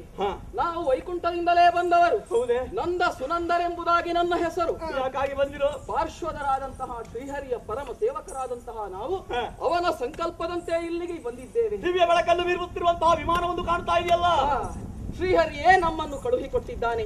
ಈ ದಿವ್ಯ ವಿಮಾನವನ್ನೇರಿ ನಿನಗೆ ಮುಕ್ತಿ ಸಾಮ್ರಾಜ್ಯವಾದಂತಹ ವೈಕುಂಠವನ್ನು ಸೇರುವುದಕ್ಕೆ ಈ ಸಂದರ್ಭದಲ್ಲಿ ಒಳ್ಳೆಯ ಅವಕಾಶ. ಈ ದಿವ್ಯ ವಿಮಾನವನ್ನೇರು ವೈಕುಂಠದೆಡೆಗೆ ಸಾಗೋಣ. ನೆರೆದಿರುವಂತಹ ಋಷಿಮುನಿಗಳಿಗೆ ವಂದಿಸಿದ್ದೇನೆ. ಆ ವಿಮಾನಕ್ಕೂ ಪ್ರದಕ್ಷಿಣ ಬಂದಿದ್ದೇನೆ. ಅದನ್ನು ತಂದಂತಹ ನೀವು ವಿಷ್ಣುವಿನಂತೆ ಇರುವವರು, ನಿಮಗೂ ನಮಸ್ಕರಿಸಿದ್ದೇನೆ. ಆ ವಿಮಾನವನ್ನು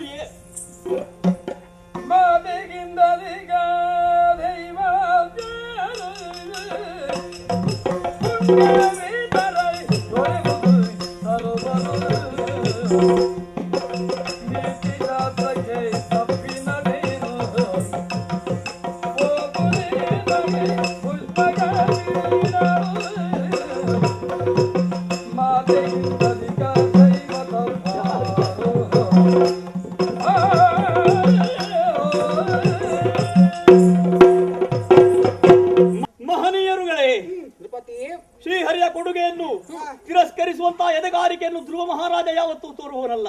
ನಾನು ಅದನ್ನು ಸ್ವೀಕರಿಸಲೇಬೇಕು. ಆದರೆ ನಾನು ಪ್ರಾಪಂಚಿಕನಲ್ವೇ? ತನ್ನ ಬಸರಲ್ಲಿರಿಸಿ ಹೆತ್ತು ಈ ಪ್ರಪಂಚದ ಬೆಳಕನ್ನು ತೋರಿಸಿದಂತಹ ನನ್ನ ಮಾತೆ, ಆ ತ್ಯಾಗಮಯ್ಯನ್ನು ನಾನು ಈ ಕಾಲದಲ್ಲಿ ಹೇಗೆ ಮರೆಯಬೇಕು ಹೇಳು? ನಾನು ಹೊರಟು ಹೋದೆ ಅಂತಾದ್ರೆ ಅವಳು ಅನಾಥೆಯಾಗುತ್ತಾಳೆ. ಅದಕ್ಕಾಗಿ ನಿಮ್ಮಲ್ಲಿ ಕೈ ಮುಗಿದು ಬೇಡ್ತಾ ಇದ್ದೇನೆ.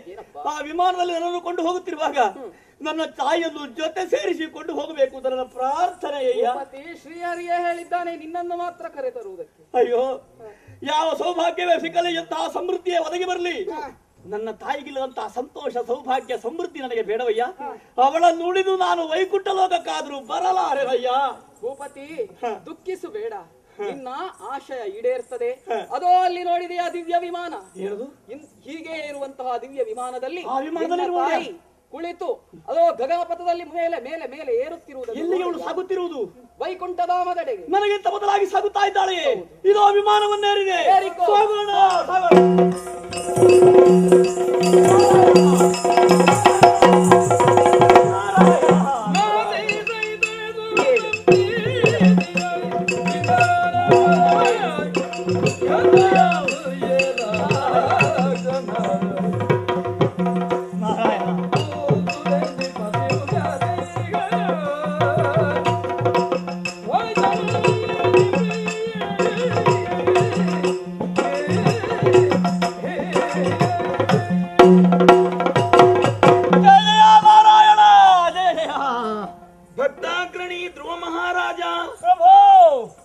ಅಪ್ಪ ಬಹಳ ಆನಂದವಾಯಿತು. ಹೆತ್ತ ಮಾತಿಗೆ ಪ್ರಾಶಸ್ತ್ಯವನ್ನಿತ್ತೆ. ಮಾನವ ಲೋಕದಲ್ಲಿ ಮಾನಿನಿಯಾದಂತಹ ಸುನೀತಿಯು ಹೆತ್ತಂತಹ ನೀನು ಮಗನಾದವನು ಮಾಡಬೇಕಾದಂತಹ ಸಕಲ ಕರ್ಮಗಳಲ್ಲಿ ಉತ್ತಮತ್ವವನ್ನು ಸಾಧಿಸಿಕೊಂಡೆ.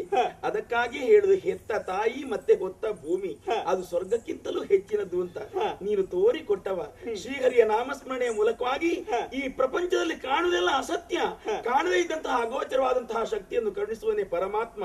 ಆತನು ಸರ್ವೋತ್ತಮ. ಅವನ ಪಾದ ಸ್ಮರಣೆಯಲ್ಲಿ ನಾವೆಲ್ಲರೂ ಉತ್ತಮರಾಗ್ತೇವೆ ಎನ್ನುವಂತಹ ಸತ್ಯವನ್ನು ತತ್ವವನ್ನು ಲೋಕಕ್ಕೆ ತೋರಿಸಿಕೊಟ್ಟಿದ್ಯಾ. ನಿನ್ನ ಜೊತೆಯಲ್ಲಿ ಬಂದಂತಹ ತಾಯಿಗೆ ಅದು ದಿವ್ಯ ಲೋಕದಲ್ಲಿ ಪ್ರತ್ಯೇಕವಾದಂತಹ ಸ್ಥಾನವನ್ನು ಕಲ್ಪಿಸಿದ್ದೇನೆ. ಆದ್ರೆ ನಿನಗೆ ಅದಲ್ಲ. ಪ್ರಾಪಂಚಿಕರು ಕಂಡು ಪಾಠವನ್ನು ತಿಳಿದಕ್ಕೆ ಬೇಕಾಗಿ ಹರಿ ಶರಣನಾದವನು ಎಂತಹ ಉನ್ನತವಾದ ಮಟ್ಟವನ್ನು ಏರ್ತಾನೆ ಎಂಬುದಕ್ಕಾಗಿ ಅದು ಧ್ರುವ ಮಂಡಲ ಎನ್ನುವುದು ಪ್ರತ್ಯೇಕವಾಗಿ ನಿರ್ಮಾಣವಾಗಿದೆ. ಅದು ಸಪ್ತರ್ಷಿ ಮಂಡಲಕ್ಕಿಂತಲೂ ಪ್ರತ್ಯೇಕವಾಗಿ ಅದೇ ಸ್ಥಾನವನ್ನು ಸೇರುವಂತದ್ದು ತೋರಿಸಿಕೊಡುವಂತದ್ದು. ಅದನ್ನು ಸೇರಿಕೋ, ಏರಿಕೋ, ಮೆರೆಯುತ್ತಿರು, ಶಾಶ್ವತವಾಗಿ ಇದ್ದು ನಿನ್ನದೇ ಆದಂತಹ ಚರಿತ್ರೆಯ ಮೂಲಕವಾಗಿ ಲೋಕವು ನಲಿಯುವಂತೆ ಮಾಡು. ಸಂತೋಷವಾಗಿ. ಹರಿ ಸರ್ವೋತ್ತಮ. ಜಯ ಜಯ ಜಯ ಜಯ ನಾರಾಯಣ. ಮಂಗಳ ಮಂಗಳ ಮಂಗಳ